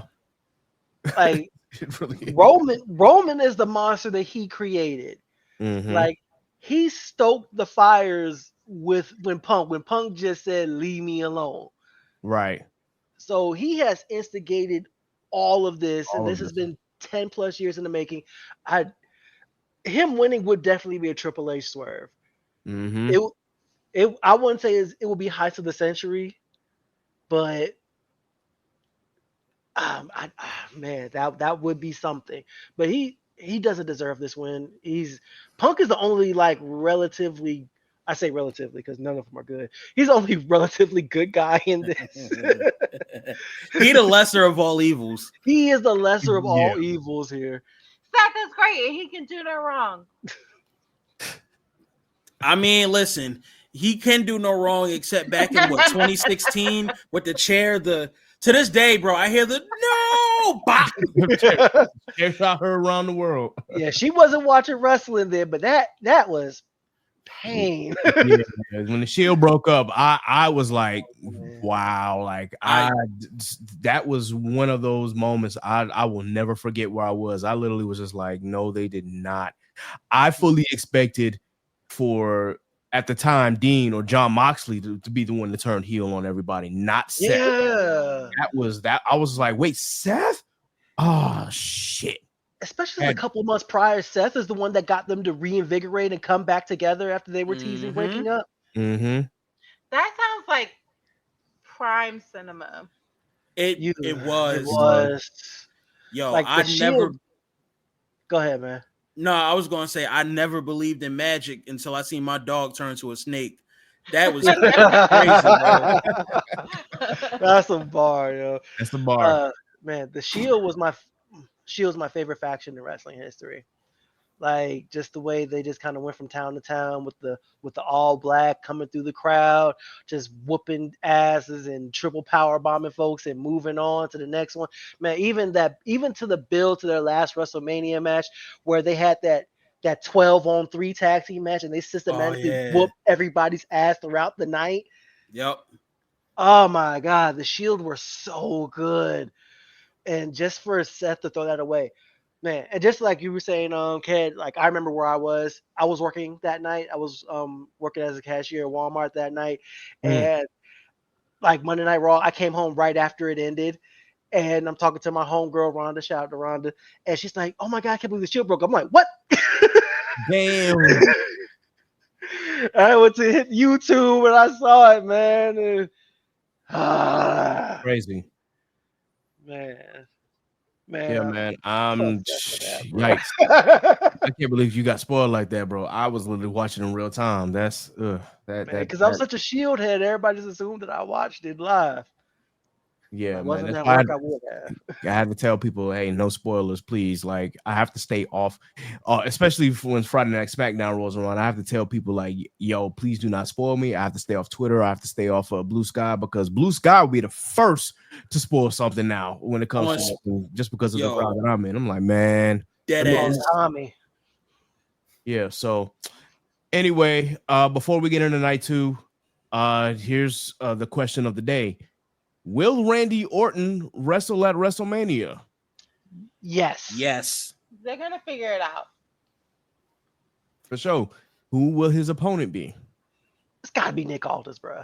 Oh. Give me that Magnus moment at Mania, bro. I need that. Yo, I'm telling you, you getting Randy Orton versus Solo Sikoa. And it's going to be rest holds. It's going to be European uppercuts. It's going to be him throwing them on the ropes. And then he aura farming, boom, real quick. He going to jump around, start banging his hands on the Yamin.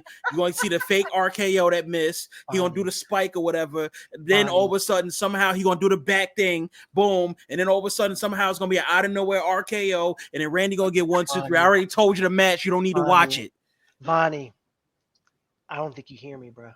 Yo, I don't think you hearing me. I need this. I know you need that Magnus in your body. I need it almost as bad as I need her. Okay, that's crazy. I need it bad. No, you need know how help. long I've been waiting. I don't know how long I've been waiting for Nick Aldis to be in a WWE ring. I feel you. I feel it. Right. You're right. Even though he looks older than Randy Orton, and he's like 35. It's okay. I hear that, okay. But get ready to have Solo Sikoa with that haircut walking down the Yamin, bro.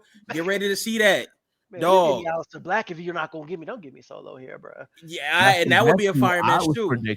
I was predicting that they're gonna give him a mystery opponent. It's gonna end up being Aleister Black.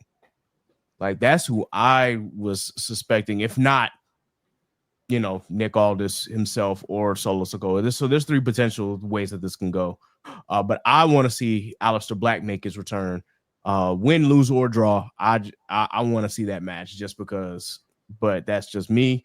I want to, because I want to see. I'm a big Tommy Ian fan, so I'm like, I really want to see him get his WrestleMania moment. By returning and getting in a match with Randy Orton would be phenomenal for me. Now, seeing Magnus in a WWE ring, that would definitely be a spectacle to see. Like, yo, Nick Aldis back in an actual wrestling ring, wrestling at WrestleMania. That I don't think I ever would have said those words in 2012, 2013. Like, former NWA World Champion, right? Okay, but wait, y'all. So I'm sorry, I'm about to throw us way off track, and I'm sorry because I don't usually do this. No, go ahead. I'm just gonna share my thoughts. Last year, we had so many pop-up surprises, and I understand that there was a lot of build last year, and there was a lot of star factor. What would be a pop-up surprise? Do you think that they're gonna be any this year? Nick Aldis, man, give me that. Nick Aldis is not getting in that ring, bro. I'm telling you. Fine. I'll settle for Scrap Daddy. Nigga. Adam.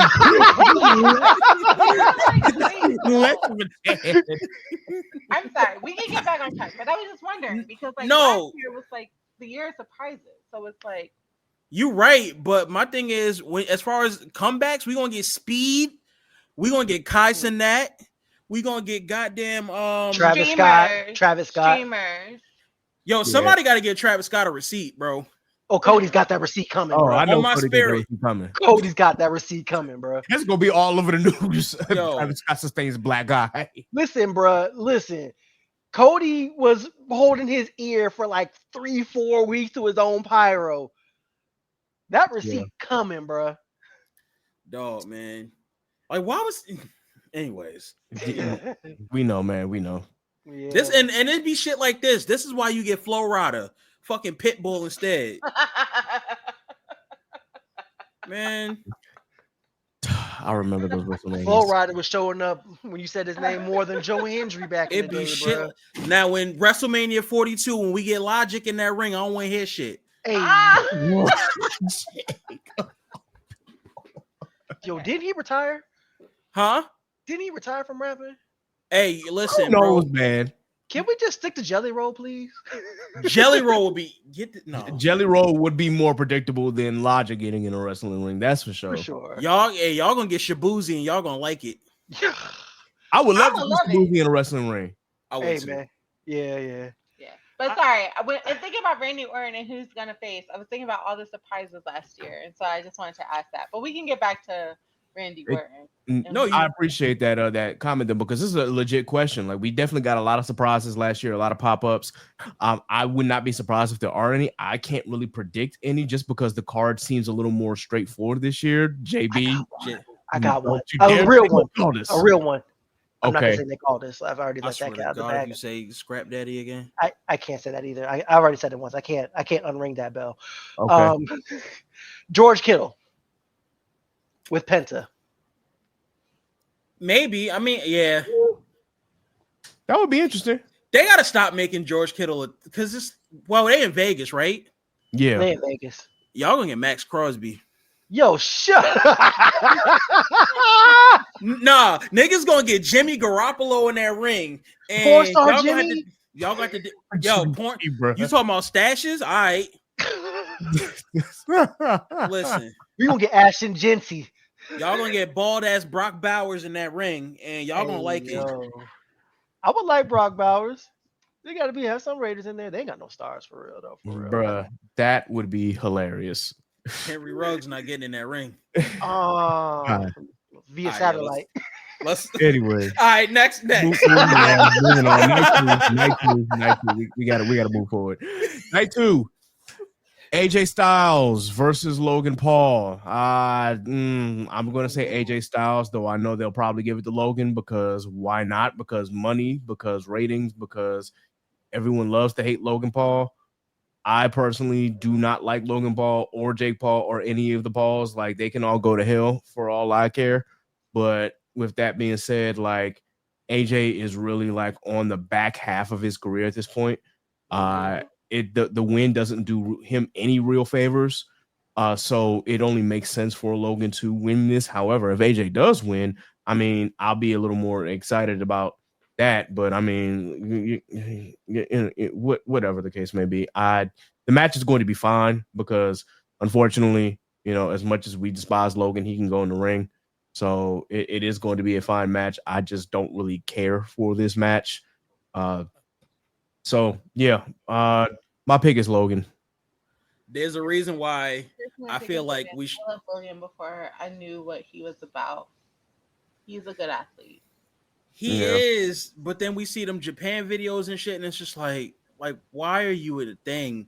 Like, I don't know. I want so badly to like him because he can go in the ring, but the one thing I've learned just like working in this industry of pro wrestling is like, yo, bro, y'all are all kind of shitty people sometimes. That's what it's panning out to seem like, yeah. Yeah, I've gotten that vibe that I'm like, a lot of wrestlers are they got shitty, personalities and just have shitty values on top of that. So yeah, but that being said, what I will say though, we definitely saw with Cena before he turned heel on Total Bellas. the show, Total Bellas. oh yeah, yo, he was dogging Nikki. He ain't like her for real, bro. He didn't. Who we don't On Total Bellas, you know who we don't talk about enough being like a real actual heel? Tyson Kidd. Because it's no reason Natty should have came out in that outfit or whatever, like doing what she did for him, and he's sitting here talking about rest holds and being like, all right, well, I want to watch That's crazy. Sitting in her, putting her in his lap, bro. Like, yo, Petting her head.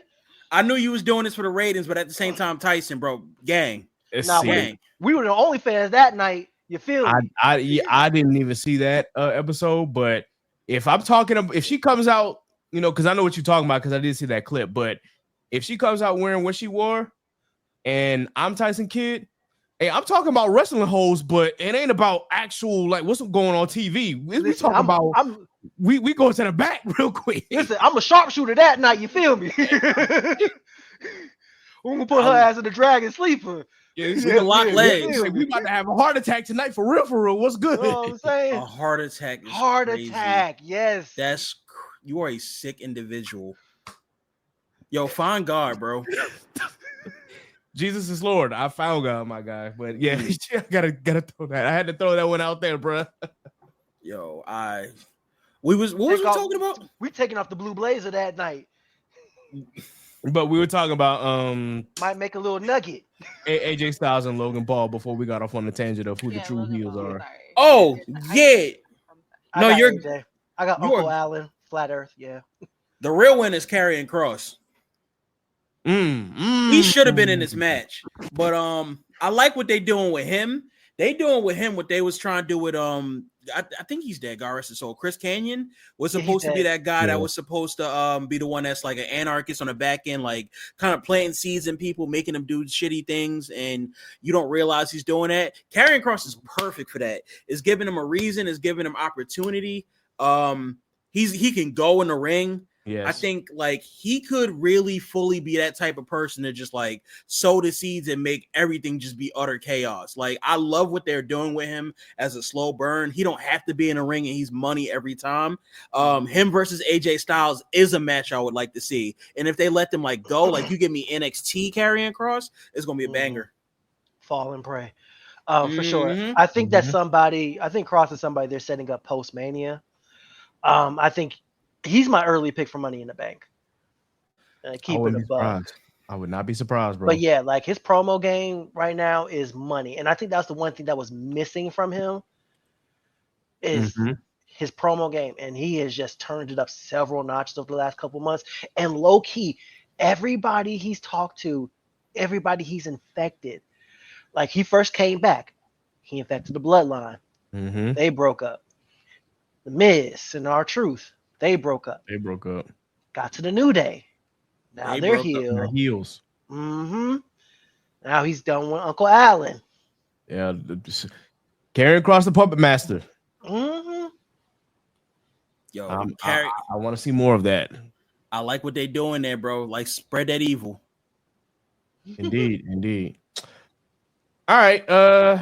Next match to talk about.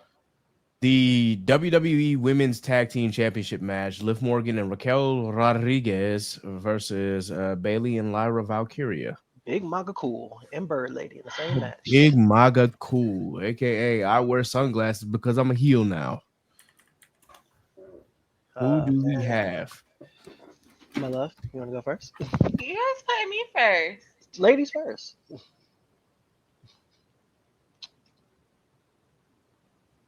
It's interesting because I think they're gonna give it to Liv. Okay. I too am rocking with Olivia and Big MAGA Cool.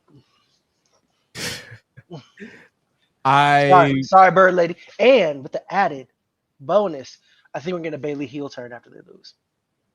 That's what I was predicting. I'm like, I think Bayley goes back to being a heel.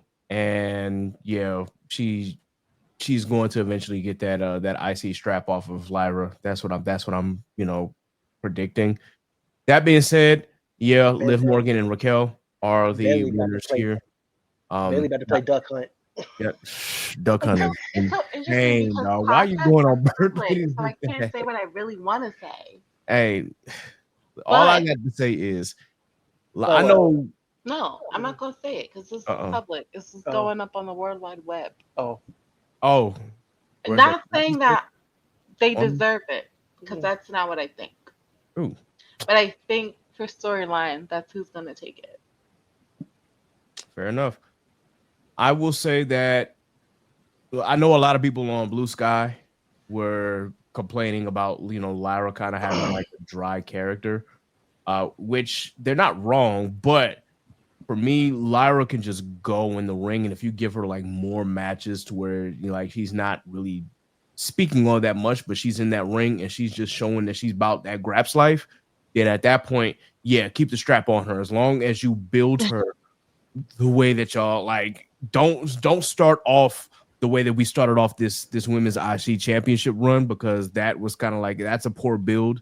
And we're getting more matches and more defenses of the title, but it still feels like, but if you give her a match like I gave her this past Friday, then yes, give me more of that. I will happily say keep the title on her. Hell, I'll even be okay if Bayley and her become tag team champions, just so that they can eventually lose the titles and split up, and then eventually against each other. That's what I think the more, I guess, long-term storyline play would be to put the titles on them, have them have a run, have them lose the titles, and then eventually you get what you get. But that's what should happen. Yeah, that's what I'm saying.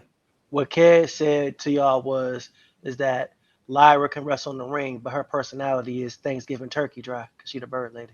I mean, you're bugging. That's crazy.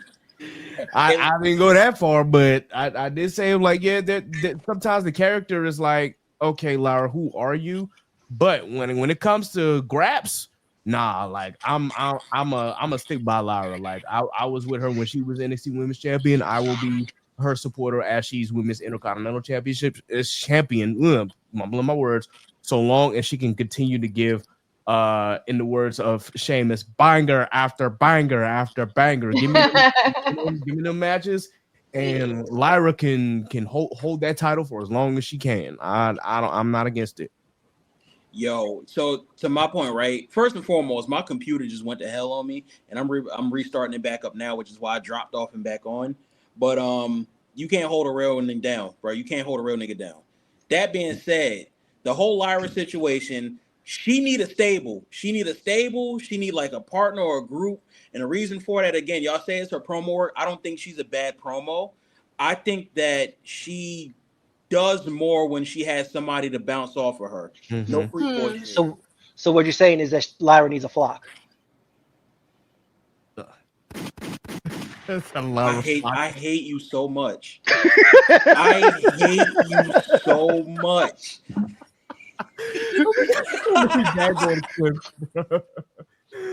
Oh man, it's like, bro, that think about it. The Lyra and Tatum joints that was happening when she was in NXT, mostly because Tatum's amazing. But bro, it was Chef's Kiss, was peak. It made you care about Lyra. Mm-hmm. Lyra had the title at the time, so like she was carrying the women's division, and this was like before Roxanne came in and did her thing. She was great. Like everything about it was done smoothly and efficiently, and it didn't feel boring. And you cared and you wanted to see Lyra succeed. Right now, the problem that they're not doing her no favors is like they're not giving us the story behind Lyra. They're just like, yo, she used to be in NXT. Now she's here. We're gonna put this title on her. Like, go watch her go. Caw. And it's like, nah, gang. Like, give me some storyline. We don't have a lot of that. Crazy. Yeah. She just go out there and be like, Flying V. Yeah, but yo, that's a double entendre. That's a double fly together. All right, I was just gonna say that I do agree that she needs a story, like put a story like behind her, so that way she can grow the natural way. Though I do love the Graps being thrown, and I think the more matches that she has like that, the more people will come invested to see, okay, what does she have next, and that could lead to her having an actual storyline. So I think that partnering up with her and Bayley, it leads for something interesting. So what I expect is Liv and Raquel to retain. What I think works best for long-term storyline is take the belts off them, put them on Bayley and Lyra, and then build a story off of them trying to retain those while Bayley secretly still wants the Intercontinental Championship. Remove the titles, have them split, have Bailey turn heel, them go to Graps, and then we get a whole program off of that. That's what I think would work storyline wise. In a world full of Charlie Conways, be it Adam Banks.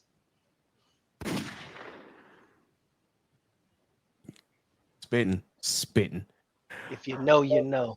All right. Did you have a winner for the match, Vonny? I don't think we got your winner. For that tag match? Yes. I'm sorry, yeah, like I'm the whole computer thing I was dealing with. I meant to say as well too. Ain't no reason why the Metaphor girl shouldn't have been in this match. Thank you. Here we go. What are we doing, bro? That's what I was waiting on. Thank you. Like, what are we really doing here, bro? Like, y'all had this tag match thingy to, like, bro, Bailey and Lyra they're not gang like that, G. Like, there's no reason for y'all to have put them in this match. There's no reason for it. Y'all could have put this, like, y'all could have gave them an actual tag team. Even if you weren't going to have the Metaphor girls win the title, which is fine, they would have been able to have a WrestleMania moment because they deserve it, because they're great in the ring. They could go. Black women representation. Also, they're a fresh tag team that deserves a shot. Prime time as well. Like, fam, what are we doing? And if there was a match that you weren't going to put on a card, this could have been this one, unless you felt like there was a quota that you was going to put for women, which, like, okay, then make it make sense. And also, it's like, why they do so much work with them throughout the year just to not feature them? Thank you. Liv and Raquel don't need the tag titles, bro. They don't. We gotta have Liv on the card. So like, I can forgive that. I can forgive that by that logic. But after the year she was left off last year completely. Like, I get that.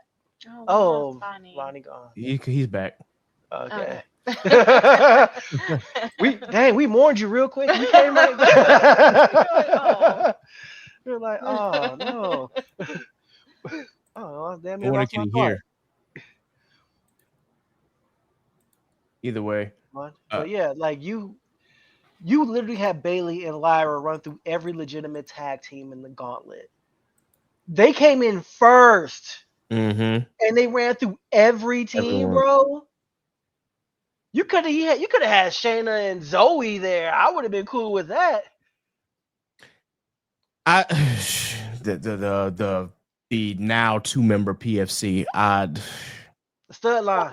Yeah, stud line is crazy. Stud line is so fucking crazy, bro. Scissors up, man.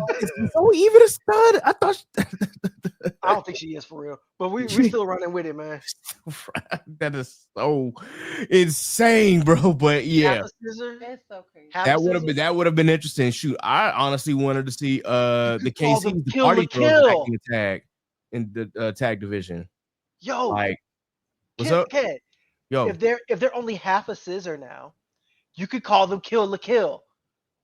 Wow. I gotta throw that on there. Wow. Don't lose your way. Hey, that is crazy. I don't think Triple H would get that or would put the words "kill" for a name of a tag team, but you're not wrong. You are not wrong. Sheesh. Hopefully Vonny will be back here soon. But yeah, that is insane. But anyway, like I was saying, I honestly would have liked to see the KCs back in the tag title picture because I just love Kaden Carter and Katana Chance and what they do in the ring. So that's just me. But Vonny, can you hear? Yeah, my bad for dropping in and out. My computer, bro, like I got a little too passionate over here. I'm sorry, man. I'm sick of this shit, gang. Like, bro, bad booking builds bad character, and bad booking is throttling my goddamn Omen desktop right now. I need y'all to do better, be better, so I can be better and live better behind this. Fair enough. Triple BC. I feel you, bro. Yes, that is nasty. You are a sick individual. What is the next match? All right. Damian Priest versus Drew McIntyre, the Sin City Street Fight. Two greasy niggas. Okay. Yes, you've got the Scottish Psychopath versus Puerto Rican Scott Hall. Bisexual Undertaker. I got Drew. I mean, they put Drew through a windshield. Like, he gotta win. He got after last year too. The way that they made him lose that title, it's like you got to get him something. Yeah, I also have Drew in this. I think it makes the most sense. For Good his, job. for his, We're a household divided. Ah, I'm always pro Drew. He's always Drew's the biggest hater. he is the hater. he is the biggest. Drew He's is a hater of the hater. year. Or one of the He's haters. got of the year. Roman derangement syndrome. Drew is a big hater. He just like me for real. That's the thing. The thing is, with him being a hater, he's not wrong. He's just he need to focus up so he can focus on getting. I was like, yeah, he's not wrong. He just ain't locked. He's not locked in on the right things. Exactly. Like this man should have been champion for a year, but nah, he wanted to like crawl over the table and get the leg sweep on him by Punk and get beat up with a knee brace, all because he couldn't just take the dub and go. Mm-hmm.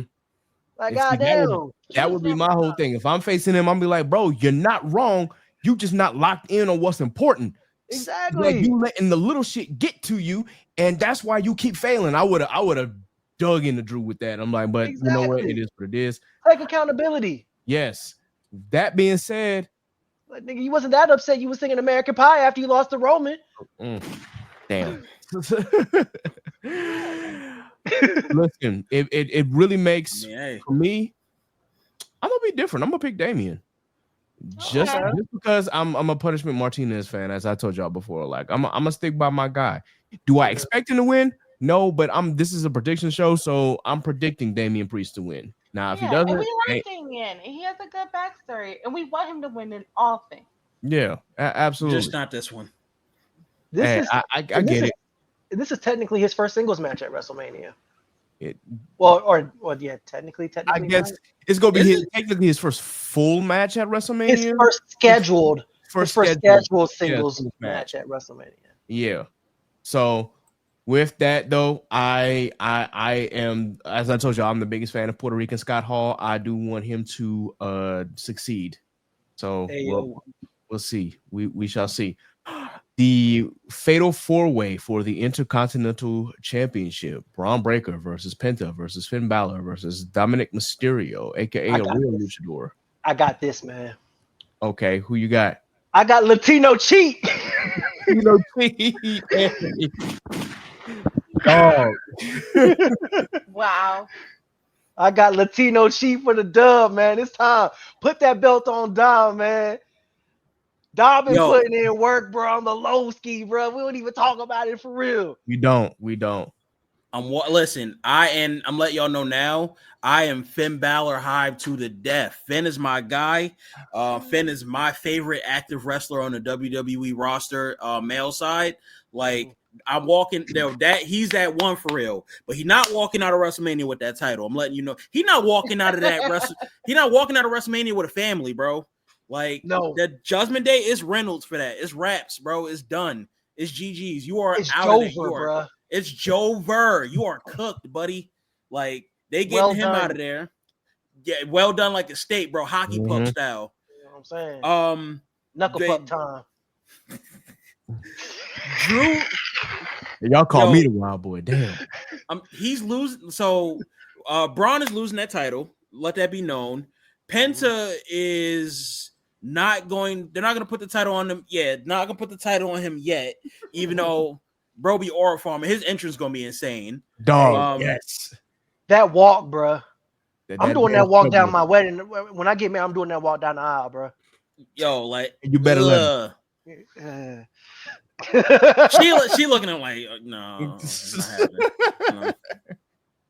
She won't even be out there. She won't even be out there first. She won't see it. She's like, as long as I don't gotta see it, then whatever. Yo, Finn they're getting him out of he getting excommunicado out of the Judgment Day. It's wraps out of that. This is where you build Finn back up to be a single star at that point. This is where you can break it and do it. Dom becomes the de facto leader of the Judgment Day at this point. Him and Liv running the gambit. And what I think is going to happen is they're going to get a new member post-Mania or two, because I know that they've been talking about wanting to do that potentially to make it make sense. But fuck Trump, but like, you got to make them great again. Like this is because Judgment Day keep it funky, and this kind of pisses me off. Judgment Day used to be this real big deal, and they still are. But sometimes them niggas be looking like Team Rocket, and I hate that. That's exactly what they are these days. Yo, I hate it. That's exactly what they are. And you know who you add to them Who? to immediately give them credibility? Who? My other cousin, almost. I mean, he ain't doing shit. They brought him back from Japan. He vacated his title over there. they should have left him in Japan though. Not that he's bad, but like, yo, he was cooking. G, like you brought him back to do nothing. You brought him back to do nothing. Listen, justice for my boy Omos. What he's like? What 28 at this point? He ain't 30 yet. I don't think so. Hold on. Google, I don't know. He not. No, he a big ass Nigerian. You don't know. We don't age that. We don't age like that. We like the sayings. We like the sayings of Africans. No, he just turned 30. He turned 31 this year. Okay. Fuck. Plenty of time. Yo, I am old, bro. Oh my god! I didn't even realize I was older than Omos. Wow, shit. Yo, what is happening to us, bro? Like time. that's first rule of Fight Club. First rule of Fight Club. You're right. Listen, we still youthful in spirit, G. Like exactly. Springtime of youth. Yeah, Alistair, I mean, leading Judgment Day would give it some stain, but you know that would be interesting if they got Alistair Black. That would be. He's going to SmackDown though. Yeah, that's the only thing.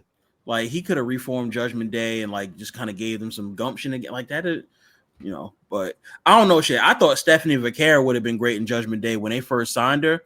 But I mean, you know, it is what it is. It is not gonna have that though. I don't like how they took Liv would have been so good as a solo star as she was doing, and then they meshed her in Judgment Day, and it dimmed her light, and I don't. It did. It did.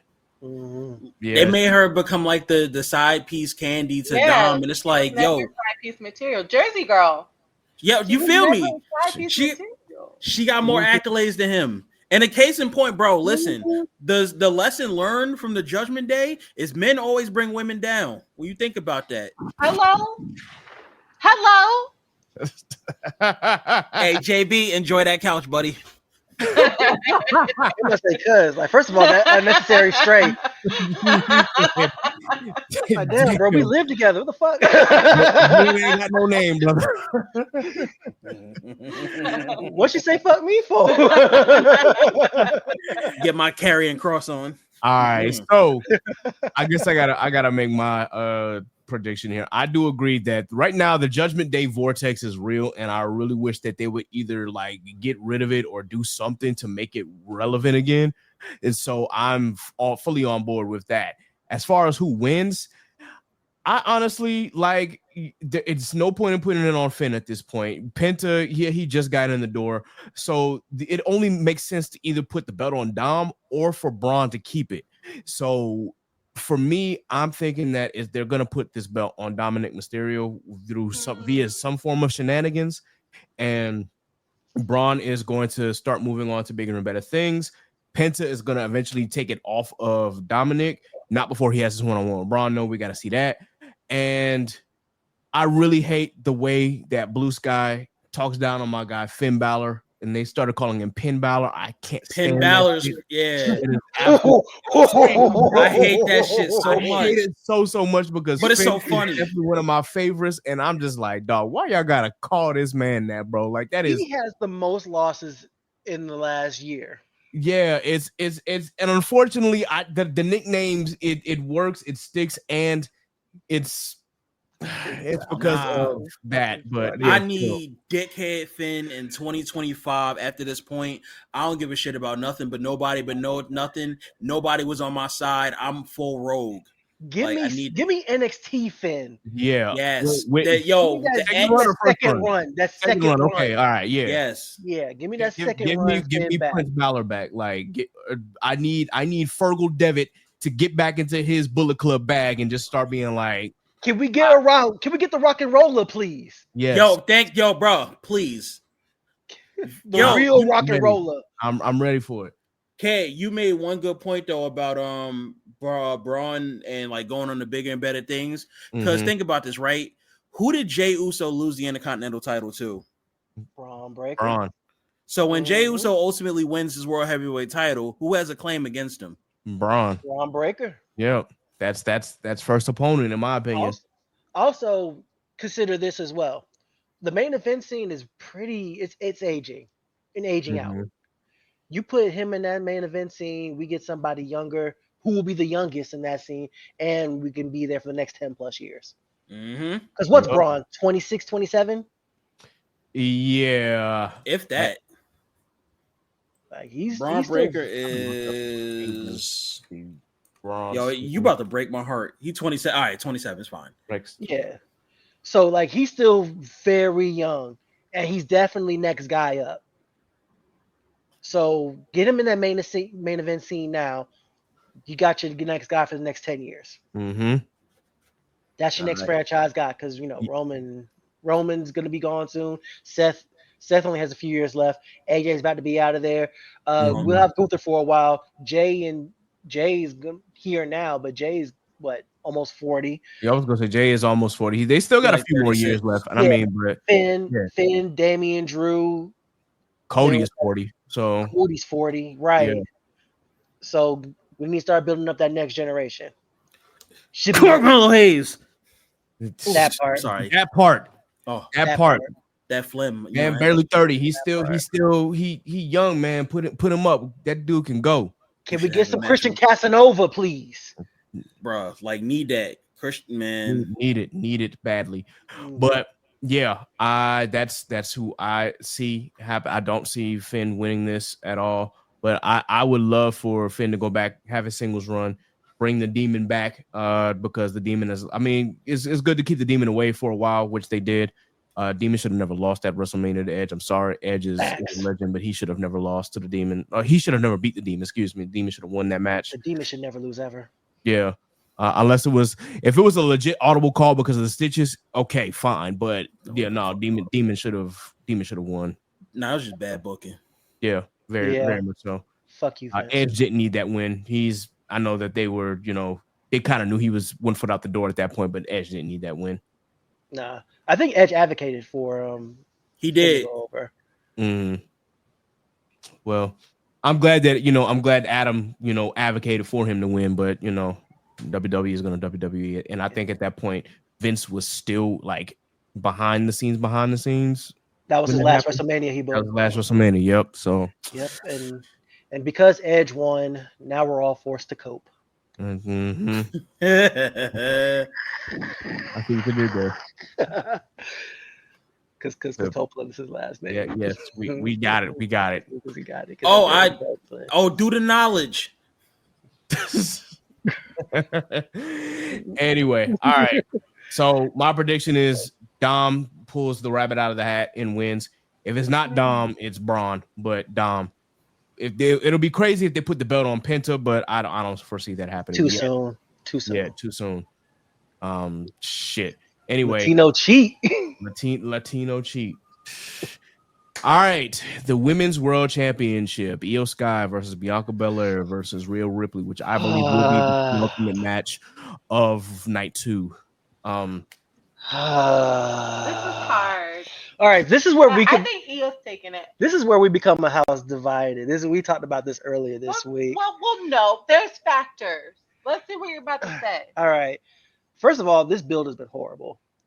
It's been fucking horrible. This has been the worst build of like the ones they've given time to, because Rhea has no business in this match whatsoever. Niggas call her Karen, bro. She definitely carried her way into this match. Definitely carrying her way. Right. Rhea Hogan, they call her. She has no business in this. She bitched and moaned and whined and complained. She blamed Bianca, not taking accountability for the fact that she lost focus, that she got in her feelings, and she cost herself the championship. She knew what it was with Io. She knew she never beaten her. Also, she gave Io the match in the first place. So you have double responsibility. It's your championship advantage. You did nothing with it. You lost your title, and now you're mad about it. You're making everybody else's problem. It's your fault. Then you want to sign the contract. That's not how contracts work. That don't sound crazy to y'all? Like, this is just nutty how this is played out. And somehow, some way, shape, or form, she's in the match. Bianca's throughout that match last year because of the double disqualification, but she literally whooped Bianca's ass as the referee. She slapped her, she drop kicked her, then she swung on her, and she gets rewarded with this championship match after all of that, bro. Didn't never mind the fact that she said she didn't care about WrestleMania at all a few weeks back. What are we doing here with this build? I'm gonna let you know now, bro. You know what, Kat, I felt like you was gonna say something. Go ahead. I have to agree sort of with my Nigerian brother, only because of the way that this storyline has played out. If you really could have honestly have done Bianca Belair versus Rhea Ripley without having to include Io in this, and this still would have been fine. And you could have built on that storyline and that rivalry that they've had going back all the way to NXT when they first got in the doors together. And you could have told that story without including Io. But since you included Io, that means that Rhea is the odd woman out. And now she's pretty much carrying her way into this match because it's Rhea. And what I really hate of what the audience has done, of course, they've turned against Bianca, who, by the way, has not been wrong this entire time. No. And now, you make her to be the bad guy for some strange reason. But out of all of this, what really, really, I think makes this still interesting is that you still have the story between Bianca and Rhea, but you're leaving Io out of it, and you're making her the champion play third wheel. Now, that could be a negative in a sorts, but also it's like y'all are forgetting the champion. It's now that y'all have let her, win the title, you're forgetting about her because you're all focused on your personal gripes. And that's why I think that Io is actually going to retain, because Bianca and Rhea are going to be so into it with each other that they forget, hey, you've got literally one of the best women's wrestlers in the world and the women's world champion currently, and y'all are ignoring her because y'all can't get over yourselves. And that means that Io is going to retain, and eventually we're going to get they're going to kick the can with Rhea and Bianca down the line, probably for next year's WrestleMania. So that's kind of what I foresee happening. This also can, build up a heel run for Bianca, but in a sense that she was never wrong. And unfortunately, the powers that be did her dirty. So of course she, goes to that side. That being said, I'm on the fence about this one because as the build, it's definitely nowhere near the level as bad as Charlotte and Tiffany. That is beyond bad, build. But this one has just been so like, how did we get here? Okay, I still like the match. I still like that there's a triple threat happening. I really want to see it. Like, I'm invested. I'm just so confused. Like, what? Okay. Really? These people are going to cook. I love where this, I love that the match is happening, at least. I do want to see all three of them, like, really put on a phenomenal show. This definitely has the potential to be one of the best matches of the night, if not of all of WrestleMania. And yeah, my prediction is by all practical purpose, I want to see black women win. So if Bianca wins, I ain't gonna be mad. But common sense for me tells me Io retains. Man, because it's not a main event match, I think this can go Io or Bianca. And there are two things at play here. We have Bianca's undefeated streak at WrestleMania, and the fact that an Asian has not won a WrestleMania in 25 years. Mm-hmm. So you have two things at play. I didn't even know that. Oh my god! Yeah, yes, 25 years. Matter of fact, the last one was Taka Michinoku. That's he was the wild light heavyweight championship. Wow. Yeah. So we have those two things at play here. Booking conventional knowledge is definitely Io's retaining, but I think it's gonna be Bianca.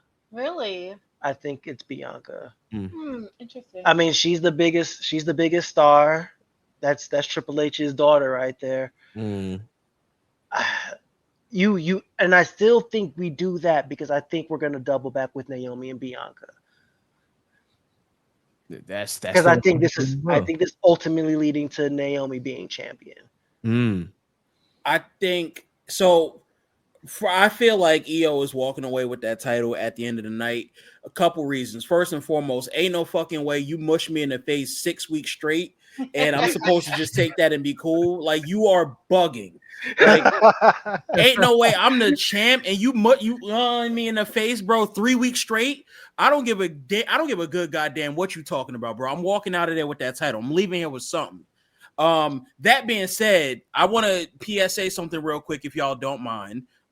This past week, and this is specific to y'all on Instagram because I see it there mostly. Y'all niggas need to stop being gooners because I keep logging on Instagram and my For You page is EO walking out the ring this past Monday Night Raw where she had like the shorts on or whatever and she had a little bit of butt cheek playing out. Y'all niggas is nasty. Nah, not Y'all niggas caught him in 4K. See? Well, I didn't see it on Instagram. It was on my Twitter. It was on Twitter. Hey, check his Twitter. But that being said, bro, like I keep seeing the same 5 videos popping up every time I log on my Explore page. I don't know if that's a testament to me. I don't know if that's a testament to just this wrestling community. But it's like, yo, fam, like let's talk about the match, bro. If it's on your For You page, you might need to look inward, bro. Hey, JB, mind your business, bro. Don't do that. That being said, gang, like I also feel like, and this is going to be a 2-part because of the last piece, the match with Naomi versus Jade. Naomi loses to Jade, and Bianca comes out at the end of that match to support Jade and hug and do what they do or whatever. They all good and gold, and they do their little like or whatever. Mm-hmm. Naomi see that now she got a problem. So this triple threat match happens. Bianca about to get this victory, and y'all know triple threat matches is no disqualification. At that point, she about to get a little Vic. Naomi come in, fuck the whole party up. Now all of a sudden, you think Rhea about to come in and get this. Rhea about to come in and do what she do. EO gets the victory because I feel like there's again no way that y'all letting her get her ass beat like that. Rhea's claim to winning is the fact that she's never beaten EO one-on-one, but I think that they run that back in a one-on-one match between the two of them later on down the line. I think the Bianca and Naomi situation is not going to be for the title when that comes up. So I think I do see Naomi winning that title, and then when Naomi gets the title, Bianca wins it from her. Or Jade could win it from her. Could be Jade. But or a big 3 triple threat next year at Mania. Now we talk. Now we cooking with gas. But y'all gotta let it. 25 years since the last time an Asian woman won it, an Asian person won at Mania. Like time. Asuka should have beat Charlotte that one WrestleMania in New Orleans. Facts. Oh my God, fuck Vince for that. Yes, she definitely should have won. Kept the streak going. Like you could have found ways to take the title off Asuka, but Asuka was 900+ days, and she taps out to a figure 8, bruh. That was my last point I wanted to say. I'm glad you said that. Y'all gonna stop trying to make Bianca Belair be an Undertaker, bro. She could lose. It's okay. She could lose at Mania. It's fine. You say this soon after Black History Month? But like, hear me out though, right? Like, it's not a testament to her. It's a testament to the fact that she doesn't need to be pigeonholed into just this one thing because she keeps winning. She can lose and still be better than that man. No, she never needed you at all. I wish I had a braid to. Very, very perfect timing on that one. But that's it. All right. Any more comments before we move to the main event? This main event. For the undisputed WWE Championship, we got Cody Rhodes, the champion, versus John Cena, the newly heel John Cena.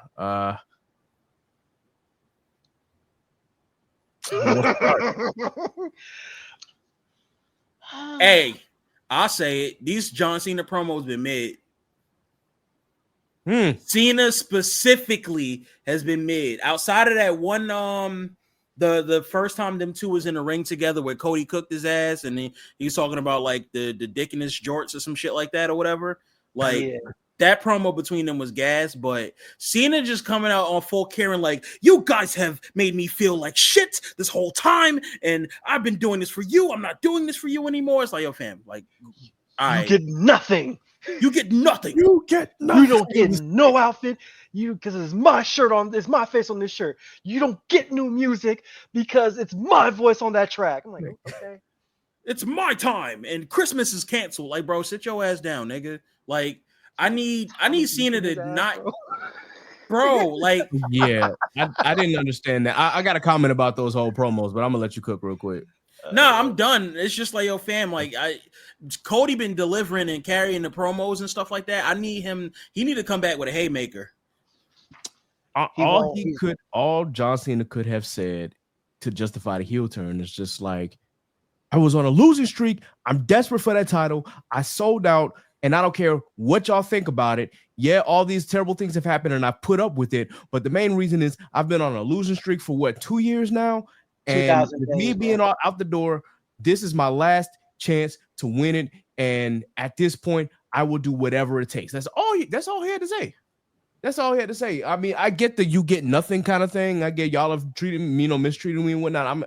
I'm fine with that. But I honestly thought that it would have made more sense to be like, I'm desperate for this, and I don't care how I do it, and I don't care what y'all think about how I do it.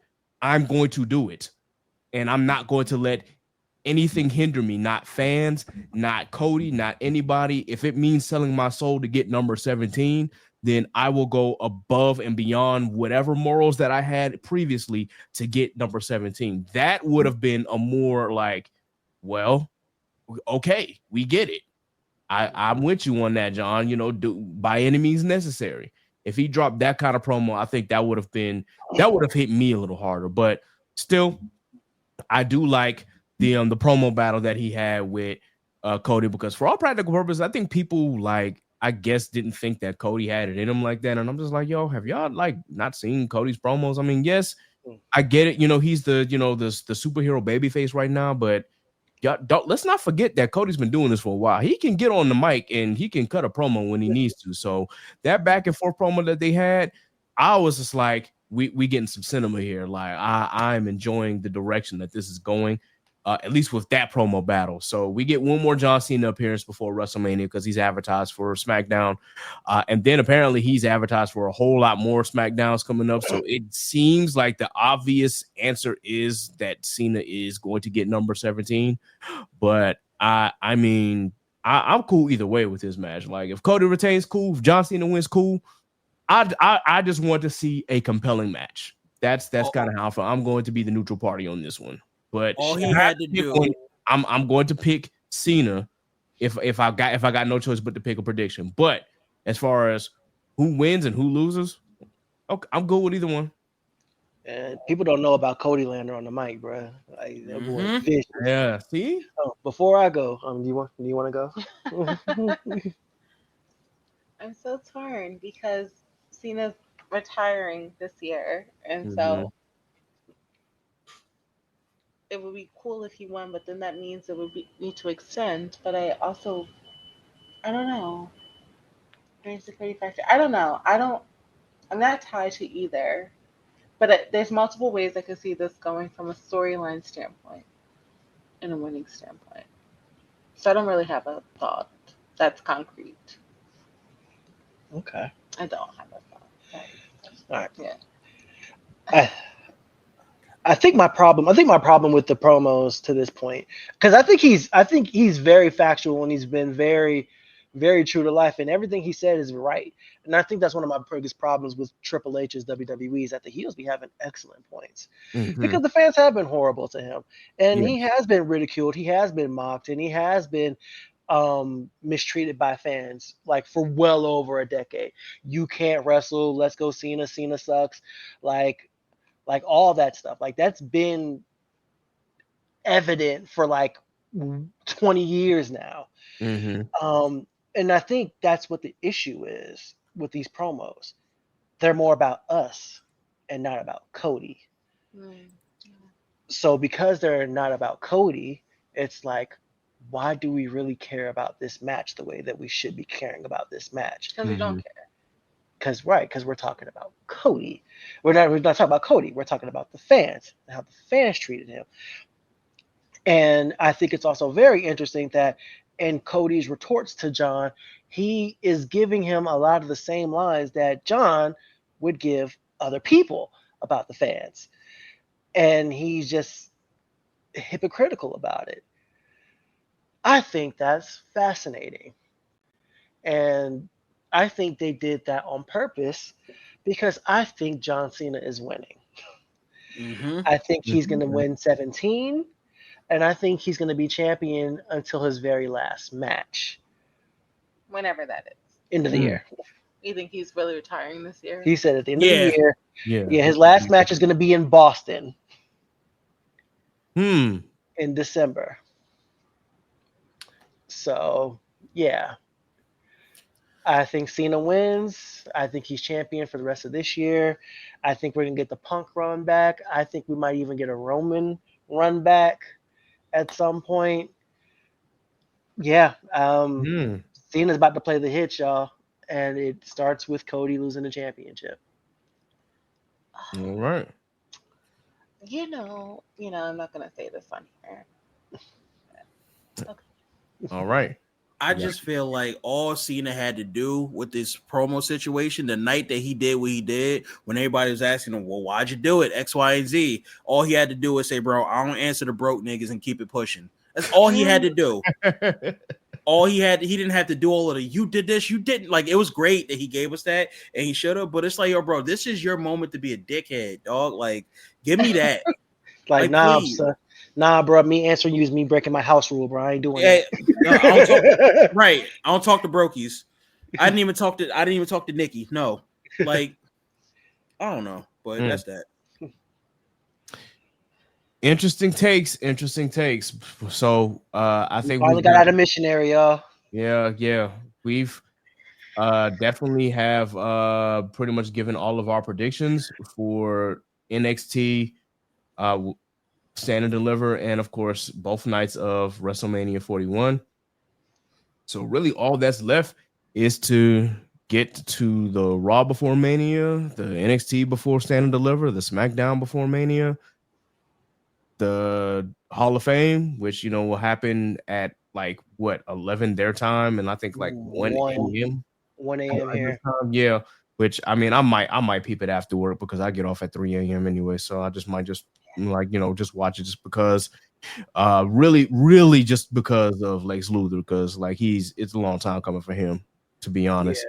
Never would have happened with Vince. Yeah, never would have happened with Vince. But for this weekend, I think, despite the build being kind of meh, I think that it's going to be an amazing weekend because WrestleMania is always going to be either really great or really bad. It's really kind of pinpoint. It's really kind of hard to pinpoint any in between manias. To say the least, it's it's either going to be really good or it's going to stink. So I don't foresee that that's going to happen. Triple H is not going to have a bad Mania match wise. Even if the bills were kind of the matches themselves are going to cook, and they're set up for that. So I'm looking forward to WrestleMania night 1 and night 2, and looking forward to NXT Stand and Deliver. Shout out to the 3 black men who are going to be main eventing NXT Stand and Deliver. I gotta throw that out there. Y'all 3 years in a row with black man's been the main event of Stand and Deliver.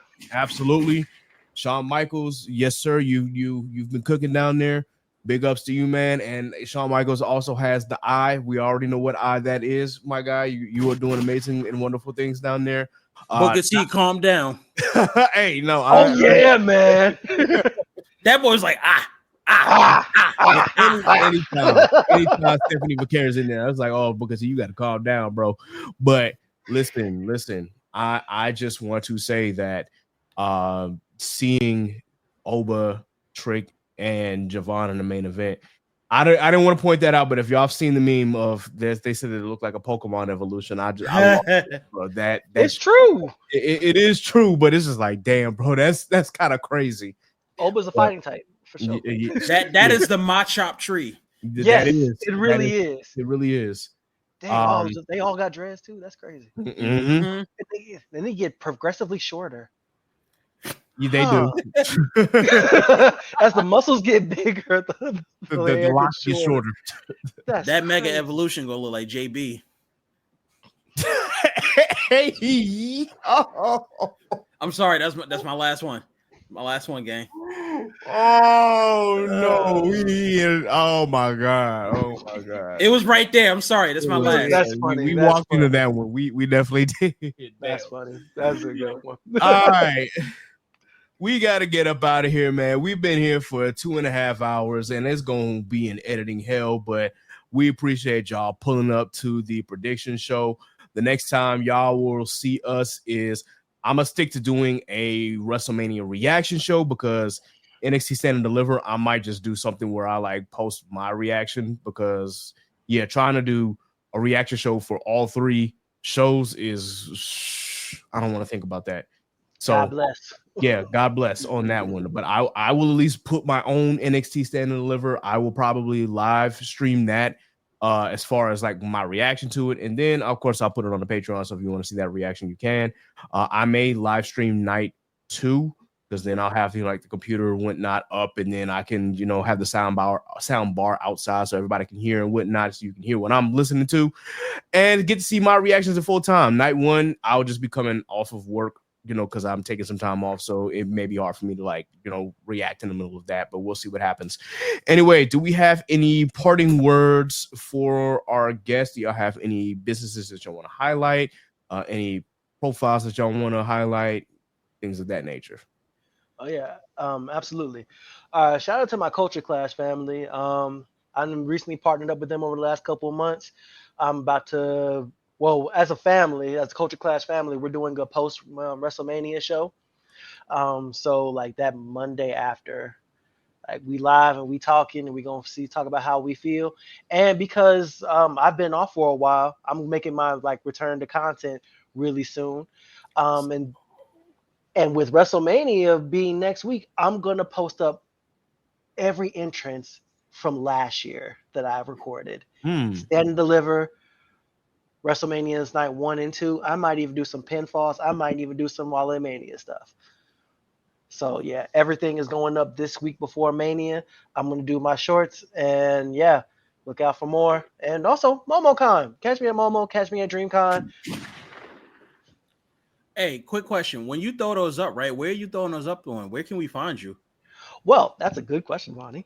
And you can find me right there at JBVersustheWorld at YouTube. It'll be right there. It'll be on my Twitter at JBVersustheWorld on Twitter. It'll be on the Blue Sky. It'll be on the Instagram. It'll be on Facebook. Run them likes up. Run them subs up. We're on the road to 1,000. Let's go. Round of applause. Let's go. I just want to say thank you all for having me. I'm not a podcast or content creation girly, so I just like the vibes and to chime in on my interests. So thank you all for being patient with me as I engage in this discussion with you all. And just thanks for having me. No problem. We appreciate you coming in, Patti Mayo. On if you want to follow her, by all means. Sure. I don't talk about anything, but if you'd like to, you can follow me at _Patti Mayo on Twitter. And yeah, that's absolutely. Hey. We don't throw legal names out here, so I'm like, if you wanted to throw your legal name out there, by all means, that's on you. But my legal name? No one knows my legal name. Good. I'm gonna start. Hold on. Nah, I want to start the chant though. Don't follow Please me come on LinkedIn. back. No, please come back. Yeah, definitely please come back. I want to start that. Please come back. We want. Please. We definitely want you back now. Because WrestleMania night 2 will be on Sunday. Obviously, that means we'll more than likely have to record on a Monday. So if you have time, please be sure that you come back. We will try to make that show, as quick as possible, because usually when we do these shows, we be sitting around here for 2, almost 3 hours, and we're not trying to go that long because people have the attention span of a goldfish nowadays. So that's real. But anyway, Vonny. Oh, so for me, parting words and shit. So I will be in Vegas this coming week for WrestleMania weekend. I'm not going to WrestleMania. I'm doing all the things around it. So if y'all see me, say hi. Let's take a picture. Let's get some content and stuff going together. I'm there looking to interact, engage, network, and all that other jazz. I'm looking for more people to interview as well. If you're an indie wrestler, if you work in wrestling in any sense, if you do anything around that sound, or even just a fan of it, come talk to me. Let's get some interviews and set up. Let's do what we do. Have a grand old time. Again, grateful and thankful to my good brothers, JB and K, because as always, they let me have like talk and do what I do. My pure ignorance. We are the triangle offense in a sense, and it's beautiful. As far as like where you can find me and all my stuff on all platforms, it is I Hate Vonny. It is I Hate Vonny. Make sure you subscribe to my YouTube, as we got new episodes of Vonny Wave Network coming in. We're going to do a WrestleMania vlog once this is all said and done. I got an album coming out as well, Vonny in the Bank. Please make sure y'all check that out also. It's going to be real live Fox 5. Go wash your face. Indeed. You heard him. Triangle, bitch. Triangle. You already know. It's your boy. We on that TN shit. We've been in this for so long because we do these long episodes. I typically don't do the rundown. However, I just want to say that for those who know my rundown list, please be sure that you follow all those creatives. Please be sure that you pay attention to everybody doing, anything out here, especially if they're Black artists or if they're Black creators or if they're Black, professionals, whatever that they're doing. Please be sure that you go out there and support these people, especially to the indie wrestlers, the Black indie wrestlers out there, man. We got real love for y'all. I'm just gonna say big shout out to Cappuccino Jones. I love watching that man wrestle. That is my guy. He be doing his thing, especially on Evolve. So big shout out to Cappuccino Jones. And there's some more. Like we just got what's what I'm thinking of? Callie Armstrong. Obviously, I've been following her for a minute now. Love the work that she's been putting in. So big shout out to her. There's a lot of Black indie wrestlers and even just some new some WWE signees that it's too many to name at this point. But I'll definitely make sure I have that list of all the ones that I definitely want to shout out as well, because there's a lot of y'all, and y'all are making headways. And listen, wrestling is for The niggas. the niggas. You already know. Niggas. And niggas. And niggas. Of course. This has been a great show. Thank you all for coming. JB, aka Patti Mayo, we definitely appreciate you coming through. Vonny, as always, man, thank you for pulling up. You already know we are going to be doing these more often than not. And if y'all, you might see a few surprises here and there coming this year. So just stay tuned to that. I don't really have anything else to add. I'm trying to think of if there's any new Black businesses that I've run into, but I haven't run into them yet. So I will say, if you are a person who's like into piercings, I want to say just check out Ceremony Piercings out here in Baltimore. They do really good work. My cousin was a guest piercer out here a couple weeks ago. She really did her thing. Really good company to keep. Definitely people of color in there, and they do awesome jobs. So if you like nose piercings, if you like, your ears pierced but in different spots, like belly button piercings, tongue rings, all of that good stuff, they do phenomenal job. Definitely shout out to Ceremony Body and Piercing, again, in the Baltimore area, downtown Baltimore to be more specific. And I'm going to go ahead and wrap this up because I done yapped long enough. Be sure that you like, share, and subscribe to the Chaotic Culture Podcast on your favorite DSP. Once again, subscribe to the Patreon for early access to the podcast and for more bonus content like our Royal Rumble review. You're not going to get that anywhere except Patreon. So please be sure that you subscribe. You can subscribe at any of the 4 levels. Once again, we appreciate your support. To follow us, please be sure that you follow us at Chaotic Culture Podcast on Facebook. You can also follow us on IG and Threads at Chaotic Culture Pod. Follow us on X/Twitter at Chaotic Culture 1 and on Blue Sky at chaoticculture.bsky.social. You can follow me, Ked the Pro, that's K3D the Pro, on all social media. Of course, you can follow my co-host, Miss Nasa at I'm the Casa on all social media. You can follow Johnny at Lee Trey at all social media. You can follow Sappy at Scratch14 on all social media. You can follow Scuba Steve at Scuba Steve 1428 on all social media. And of course, you can follow Law at L.underscore. I done messed that up. Dang it. Law96_ on Twitter /X and L.JR_96 on IG. And yeah, I think that's it. Of course, please be sure that you follow Vonny at I Hate Vonny on all social media. And again, JBVersustheWorld on all social media, or JBVersustheWorld on Instagram, not Instagram, Twitter, because Instagram that you have the long name. Damn, I'm stumbling, man. It's the end. I need to be locked in. All right. Cool. Thank you guys once again for pulling up. And once again, this has been another edition of the Chaotic Culture Podcast. So until next time, folks, remember, embrace the culture, chaos rules, be blessed, be safe. God is love. We are out of here. Deuces. Stay black, y'all.